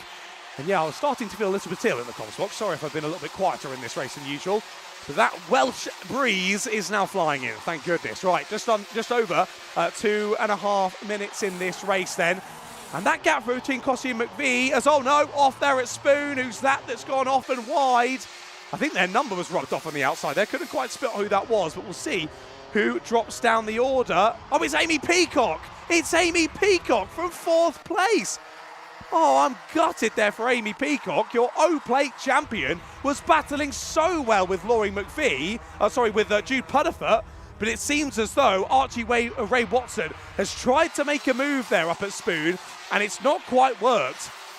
Because Ray Watson has got himself a contact warning and all of that, and he was the driver behind Peacock, so I think we can assume that that's exactly what's happened there up at Spoon. But what a shame. At one point, was a potential race win on for Amy Peacock. But that slips through her fingertips then on lap number 10. Courtesy of Archie Ray Watson. Well, everyone behind Amy gains a position because of all of that. So Ray Watson up into 4th, Hartley up into 5th, Jameson now up into 6th, then Banks, Ron, McCullough and Dolby rounding out the top 10. Across the line they go then. And what are we doing? 43-second lap time. So this is on to the penultimate lap of this race. And again, almost identical times here between Kossi and McVie. There's only 3/4 of a second between them. They are very close together, but Kossi is doing beautifully here to just keep Laurie McVie at arm's length. Laurie not able to chase Kossi back down and re-attack here for a victory in the final. Well, this would be our first repeat victor in a final so far this season in the HWE BIM Services Super 1 Series. And can Kossi do it? Well, again, a new personal best from Jake Kossi, and 1/2 a tenth quicker than McVie behind. So doing enough here to hold on to this race win. Pudderfoot has the fastest lap by 4 thousandths quicker than McVie. And Pudderfoot, I think, has done enough here to break away from Watson, Hartley and Jameson. Jameson's through on his teammate. The two X-Kart drivers swapping around here on the penultimate lap as Isaac does find a way through. And now he has his sights on Archie Ray Watson. Onto the final lap though will go Jake Kossi and Laurie McVie. Through they go. And the last 1.1 kilometres of this race begins. A little bit wide there through T1 from Watson. That's going to be the opportunity for Isaac Jameson up the Dragon Straight. Thanks for proving me right there, Isaac. Up the inside he goes there through the right-hander. And into Spoon, he's already got the move done. This is a great race from Isaac Jameson. His sponsors will be very proud of him for this one. As now, Watson has to turn his attention to Hartley just behind him. Battle's continuing on as well for the rest of the top 10. There is McCullough, Banks, Rondon, Dolby all squabbling over 7th place. But Kossi and McVie head out the final couple of corners. And Jake Kossi is going to win in Junior Rotax. He weathers the storm and wins ahead of Laurie McVie. Well, McVie did, to be fair to him, half the gap there on the final lap. But it wasn't enough. Kossi wins in Junior Rotax. And sadly, you saw there, Amy Peacock was in the same camera shot, just sadly a lap down after that issue with Archie Ray Watson a few laps ago. Well, there we go then. Jake Kossi from Laurie McVie and Jude Pudderfoot. A good race from him as well. Fastest lap for Jude. Your top 3 there in the Junior Rotax final. Timmy Shahini getting a mechanical flag on the last lap as well. A shame there for Timmy. Well, it was Isaac Jameson just off of the podium, followed by Archie Ray Watson, then Elijah Hartley, Alex McCullough, Tyler Banks, Nathan Rod and Travis Dolby, your top 10. Then Zach Jennings, Nelson Taylor, Aidan Young, Fletcher Groves, Sam Stockton in the middle of all of that as well, apologies. That's just updated on my timing. That was followed by Ryan Wheatley, Neve Allen, Harry Ward, Charlie Halewood, Amy Peacock, Kian Hundle, Timmy Shahini. We lost Irina Sipovalova, Jerry Duffy and Warwick Milan from that race. When Milan went wide and off at T1, he did not get back going. And out of the race from a potential, could have been a race win there from Warwick Milan. What a shame. But there we go then. Junior Rotax final done and dusted. 2 more left to go. It's another split grid for this one. Into Rotax and Mighte Super Cadet. Their final is coming up next.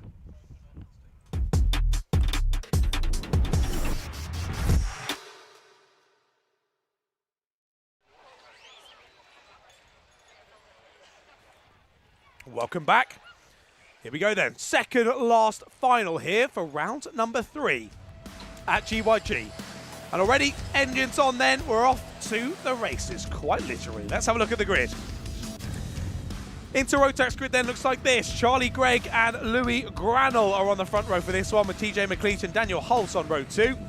They're followed by Arlo Atwood and Calvin Sherwood. Then George Allison and Xavier David on row 4. They're followed by Evan Dearden and Finley Hawkes. The only Welsh driver on the grid for this one is Finley. He rounds out the top 10. Then it's Nathan Bradham and Charlie Ford. LMA Bumford and Oliver Wynn. Then Eli Romalo rounds out the 15 drivers for Intermax. Front of the grid for Mighte Super Cadet is Ansel Murray, your O-Plate champion. He's joined by Will Beattie. Then Harry Stinson and Logan Jackson on row 2. They're followed by Casey Baker, Jacob Hutchinson, Harry Watkinson, Zachary Parr, Brandon Hartley, and Oscar Dudley rounds out the grid. So 9 drivers then for Mighte Super Cadet, as we press on through to the start of this race. Here are your drivers at the front end of Inter Rotax. And we do go for, oh no, we don't go for a race start. We do go round again. So false start for this one then. And the drivers have 1 extra lap to get themselves sorted and ready for the race start, and also to get themselves with a bit of tyre temperature on board, because the temperature is beginning to drop here at GYG, as we can now tell with the door open here in the comms box van. But I can see what I've messed up now. I was confused as to why I had the wrong standings for Minimax. It's because I put the Inter Rotax standings in. Well done, John. Good start to the weekend from me. Of course, it is Charlie Gregg. Similarly, to be fair, the standings actually look exactly the same for P1, because Zane Sofuolu has won every race so far this season, and it's the same for Charlie Gregg. How's he done so far today then? Yep, he won heat number 2, and yes, he won heat number 1. So again, same as the Turkish driver. Charlie Gregg, the driver from the Isle of Man, looks to continue his perfect showing. What a start that was, though, all the way round the outside from Louis Granel. So for the moment, anyway, Charlie Gregg is going to have to do some overtaking here if he wants to continue that perfect showing from the season so far. He looks up the inside there, through into Spoon, but immediately chops across, does the Lando Norris helmeted driver of Louis Granel. Well, race starts as well now, this time for the Mighte Super Cadets. Karts with a little bit more power and some slightly different slick tyres for these Mighte Super Cadets. So that's where the jump is from Mighte Cadet to Mighte Super Cadet. And that being brought in for the first time ever here at the Super 1 Series. I do believe the only series that runs Super Cadet at the moment, which is great to have both those grids, again, with loads of drivers on board as well. Here's the move, though. Up through the Dragon Straight we go. Door's going to go to contact. Both drivers are off. Oh, I thought that was going to be much bigger than it was there. That is a full chat there up through the right-hander. And it's, I think it's moved the number of your race leader on the back of the car, potentially. I think it's shuffled it all the way over the back of the bumper. Oh, no, it's removed it entirely. Well, I can't see it. But either way, that was bold. We always know a manoeuvre up through that right-hander at the top of the straight is a bold one. Difficult off-camber as you're going up the top of the crest as well. A tough one to get right. But oh dear, someone else is off there down in the middle section of the circuit as well. That's your race leader. That's Louis Granel. So Granel, he went off up at Spoon, and now he's off again down at Devil's Elbow. So it's not been an ideal lap then for Louis Granel, and he is out of the race. So a shame there. It was a good start from Granel. Immediately inside down the outside of Charlie Gregg. Gregg back up the inside at the top of the Dragon Straight, though. And it's a difficult camera angle for us there. That one, from what we could see, it seemed as though Charlie warranted a little bit more space on the inside. But again, I'm a commentator, not a steward, so do not listen to me. Either way, Gregg was able to get through into the lead, and off to the scenery, sadly, went Louis Granel. Amazing, though, to have a rookie in the championship up in the lead of the race. Well, immediately stolen back by Charlie Gray, then your championship leader. But he's not been left alone. TJ McLeish has gone with him. Fantastic to have TJ on the grid here. As a rookie here as well in Inter Rotax. TJ, yet another driver, very well known down at Rye House. Of course, I'm used to knowing him as Theo McLeish, but as I spoke to his dad, and he told me there's too many Theos. TJ it is. No, good. Well, TJ's doing a great job as he continues to hunt down the race leader of Charlie Gregg. Could he upset the Gregg party and make the entire, I was going to say nation of Isle of Man. Are they a nation? I guess they are. Either way, it's a cool island that hosts a sick bike race. So Charlie Gregg is cool, even just from being able to fly the Isle of Man flag. But as I say, TJ McLeish all over his rear bumper. Here are your Mighte Super Cadets. Harry Stitzel, I believe, still at the sharp end of this one. Yes, the 178 leading. It's the O-plate of Ansel Murray in second. So again, cannot trust the timing in this one. Ansel Murray P2. And then it is trying to spot the numbers there in third place. Come across the line, start a new lap of this. What are we on to? Lap 5 now for these drivers. As here we look back to the Intermax drivers still as they were then. This is actually looking at Leyland Bradham. It is on the 48. So this is your battle from 9th place backwards now. Bradham leading the way. Oh no, 8th place backwards. Oh, well, Calvin Sherwood, I think, is out of the race. Calvin Sherwood's just dropped down from 5th place, and he's not come round under the gantry. So I think potentially the 14 of Calvin Sherwood might be out of this race. So now that means Leyland Bradham is in 8th place, battling here with Charlie Ford and Eli Romalo. And 2 drivers not far behind as well. That's Oliver Wynn and Evan Dearden. As those drivers all continue to squabble it out. But again, Leyland Bradham, another driver just like TJ McLeish, who's made his way from Rye House Club Racing onto the national stage, and both taking to it fantastically well.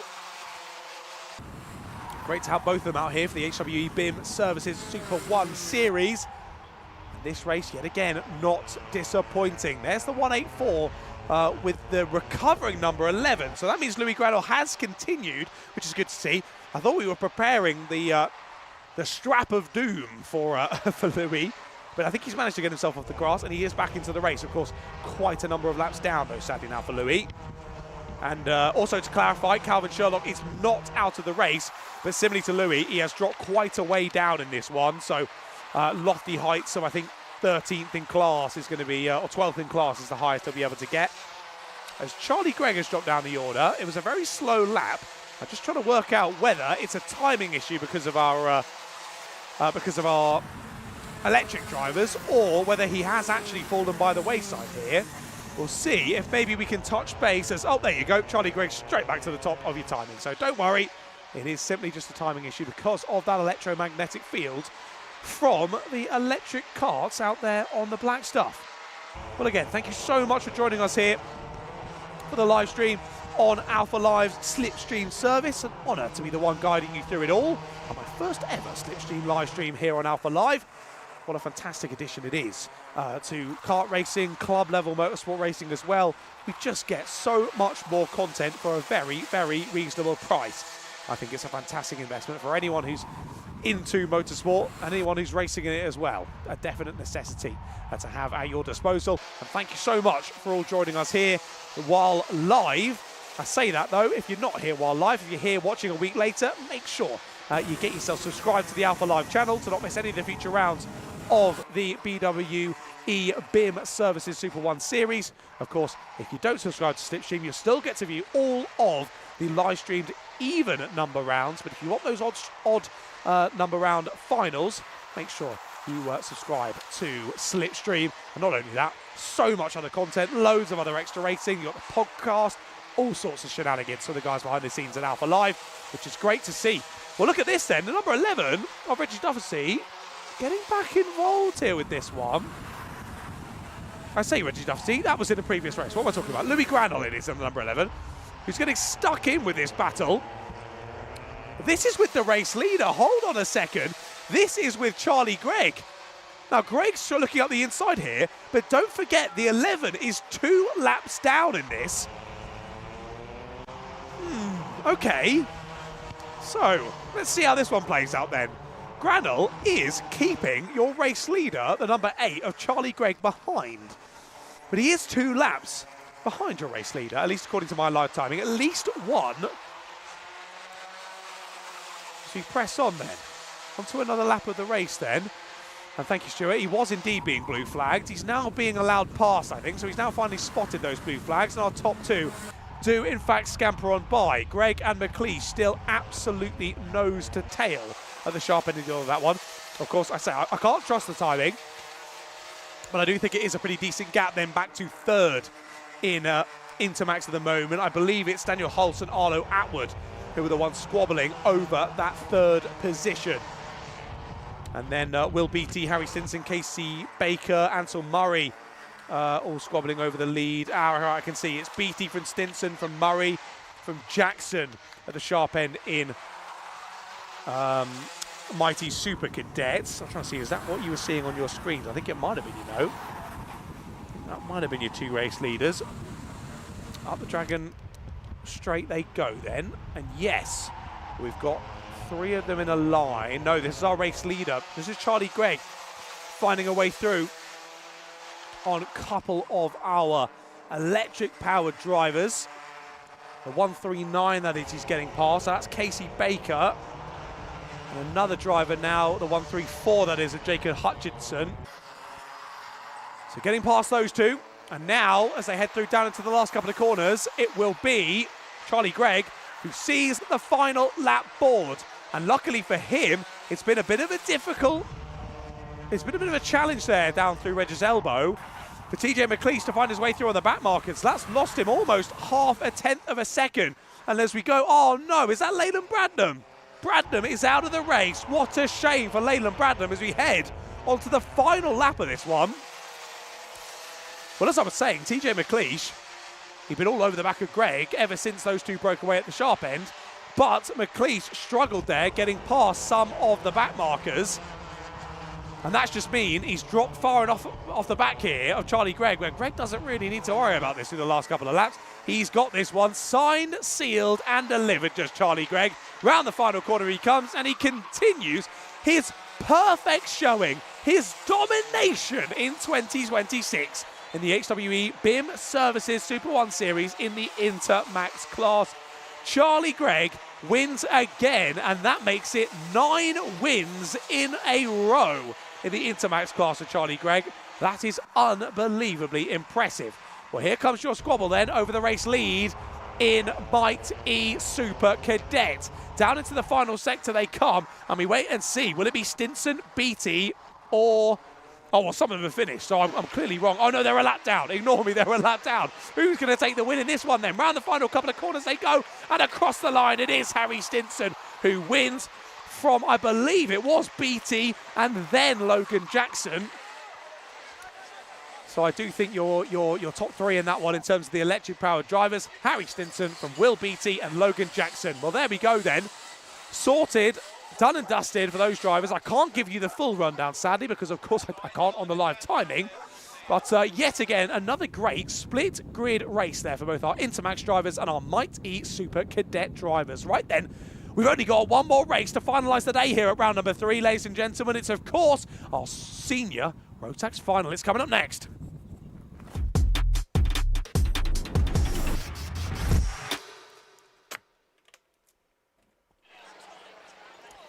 Here we go then.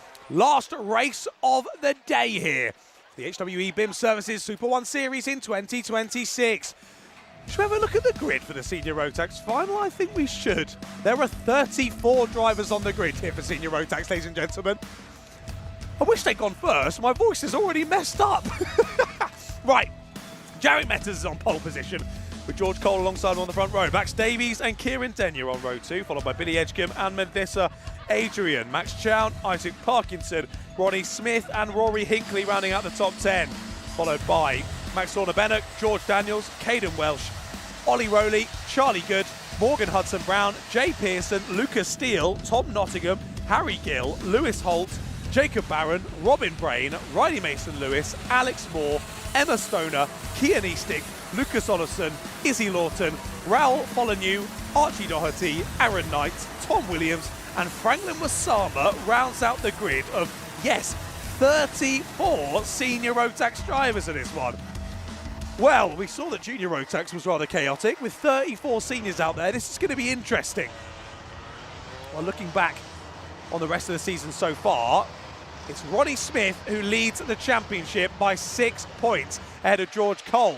But your victors in the finals, Ronnie Smith and Morgan Hudson-Brown. Ronnie starts 9th on the grid for this one, and Hudson-Brown starts 16th. It's going to be a challenge for either of those to have a repeat here in final victories. Floodgates could be open for a new driver to steal a victory in the final. Well, Jarek Metters starts on pole. He's had a great day so far today here at round number 3. Has Jarek. He won in heat number 2, but it was Morgan Hudson-Brown who won in heat number 1. Clearly, given he's down in 15th, something went very wrong in heat number 2 for Hudson-Brown.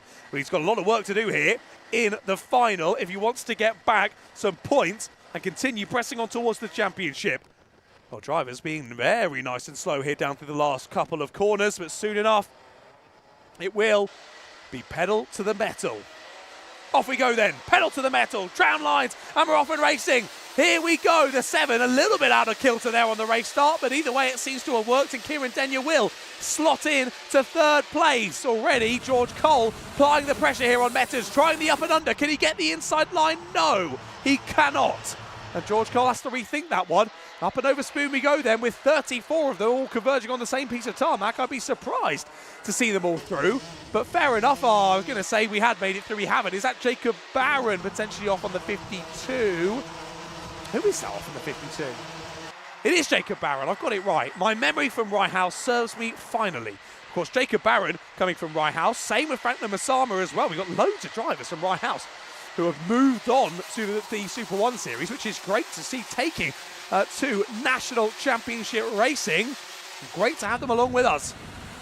Press on though, already a minute into this race, and Jarek Metters has managed to hold the lead there through the first lap, but no real breakaway to be spoken about. Cole going with him, same with Denyer, and then who's that with them? Davies and Edgecombe, that is your top 5.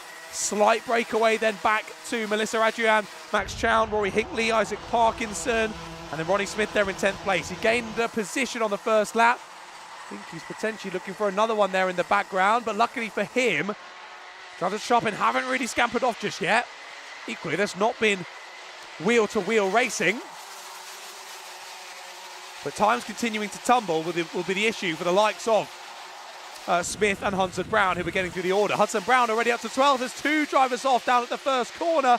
The 15 and the 86, that is coming to blows. 15 of Tom Nottingham and the 86 of Harry Gill. So that would have been Nottingham up the inside of Gill. And they've clearly converged on each other there down at T1, battling over 17th place. Sadly, that'll slip them further down the order once they do rejoin the black stuff. Pressing on down through the dragon curve once more. How is Lewis Holt doing in this one as well? Lucas Steele doing a good job in 14th place. It was very kind of Lucas to come over and say hello to me earlier on. Give me a nice, lovely hello. Good to chat with Lucas. And Lewis Holt up a good few places in this one, up 4 positions on the last lap. So he lost one off the start, but he's then gained 4 on the previous lap, following Emma Stoner and Lucas Ollison through. Lewis Holt, of course, got his first ever national podium back at Rowrah, 2nd place in round number 2, I believe that was. Actually, I've got it on my screen. Well, I'll just check, John. Yeah, it was. It was a 3rd in Heat 1, a 1st in Heat 2, and a 2nd in the final. A great round 2 for Lewis Holt. Doesn't look like that's continued, sadly, though, into round number 3. He's still trying to find his way up the order. Well, your championship protagonists, or a couple of them, are nose to tail now. So who was that off? The 32 this time is off and out of the race. And who is that now? Off and gone.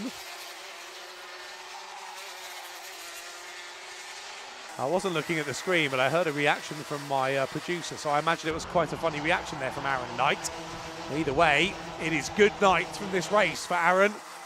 He is up for an early bath But thankfully for these drivers, they get to do it all again tomorrow. That's what I really like about the double-header format of the Super 1 series. If things do go wrong on one day, you've not wasted all that travel line, all that practicing, preparation, all that fuel, all the tyres, everything. You've got another shot at it tomorrow. Like, even looking at Lewis Holt, like round number 1 at Rowra, the 14th and 18th and a 6th, and then round 2, a 3rd, a 2nd and a 1st. So things can turn around from day to day. Got an opportunity to have that turnaround, have the time to learn the circuit at the odd number round. But this race has been a really subdued senior rotax race at the moment. We've seen drivers off, don't get me wrong, we've seen drivers off-piste and out to the Welsh scenery, but at the sharp end it's been pretty consistent. Well, no longer. Up the inside goes George Cole there into the final corner, relegates Denyer backwards, and Denyer really gets relegated backwards. Who is that into 3rd place now? It's Max Davies into P3.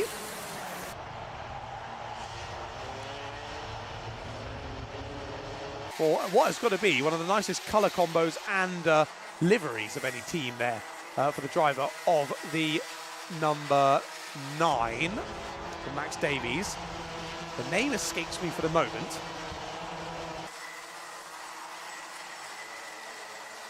But it is the classic of kart racing, someone's name and then racing after. Onto a new lap we go then. Well, that battling for second has allowed for Metters to scamper off. I say that, it was only about a quarter of a second he gained there, courtesy of the battling between those drivers. And he was already 1.3, 1.4 seconds clear. So Metters has been helped there by the battling behind, but I'm not taking anything away from him.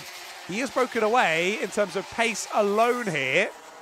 And what can he do over the rest of this race? Could it be a simple race win and we have our 3rd different final victor of the year? I believe it's JWR, that team with a very nice livery that I am thoroughly enjoying.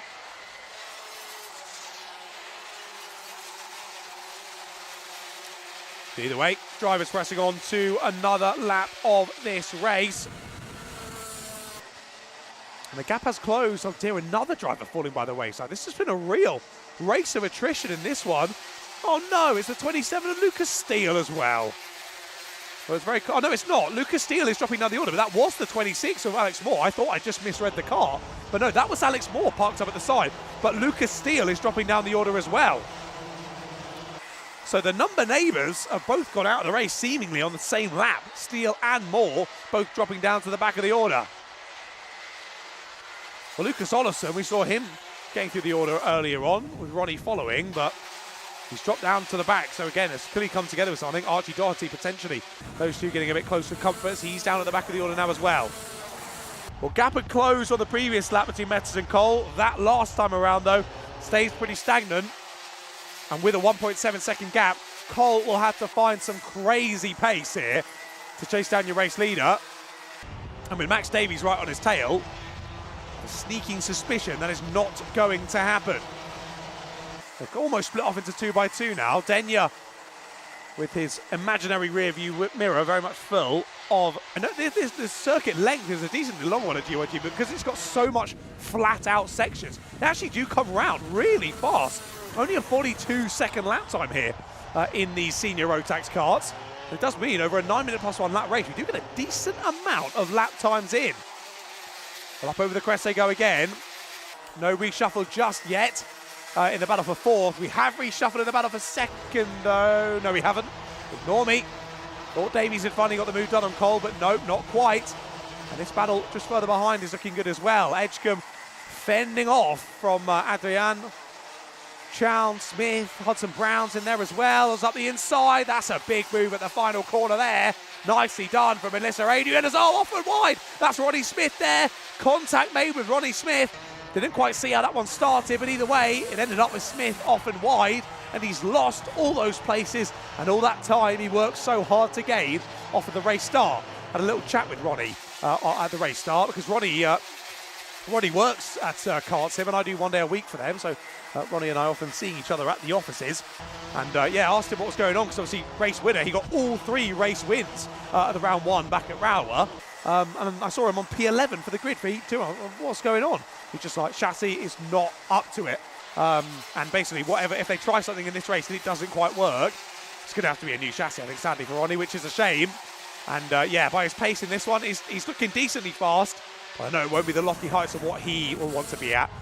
He'll want to be clear at the sharp end of the field, and he's down right in the scrap there, in and amongst the top 10. But here is your leader once again.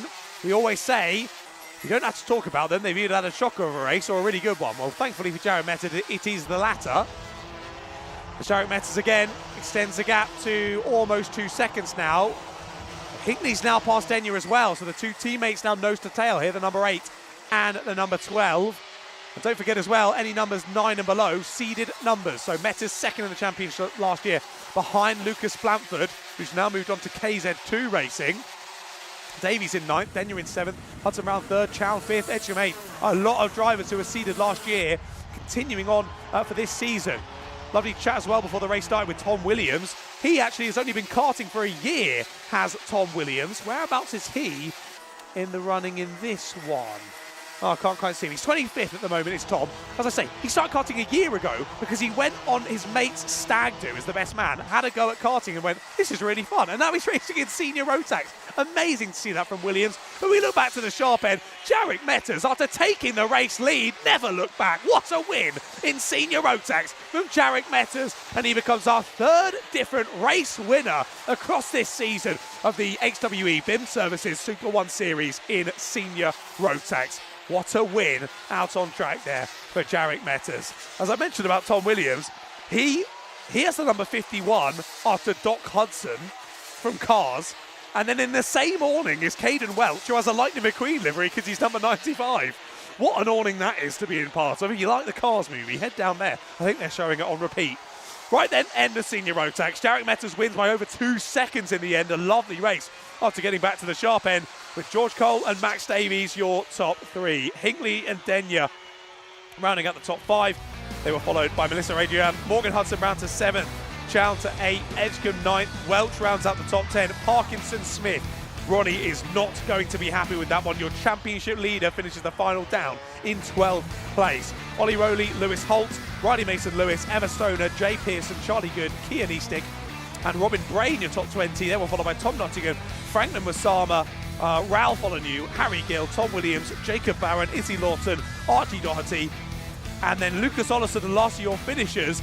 And sadly, Max Lorna-Bennett, Lucas Steele, Alex Moore, Aaron Knight, George Daniels not making it to the checkered flag. I think actually Lorna-Bennett still did make it, just a lap down. Well, there we go. What a race to end off the day.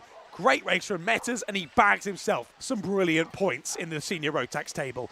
Well, what a day here from round number 3 of the HWE BIM Services Super 1 Series. Thank you all so much for joining us on Slipstream. If you've been joining us live, thank you again. If you're joining us in a week's time, make sure you purchase Slipstream so that you can watch it live in the future. Join us tomorrow. We're covering all the races, both heats and the final here from round 4 at GYG. I'm excited. I hope you are as well. We'll see you tomorrow for more very exciting racing here from the HWE BIM Services Super 1 Series. We'll see you tomorrow.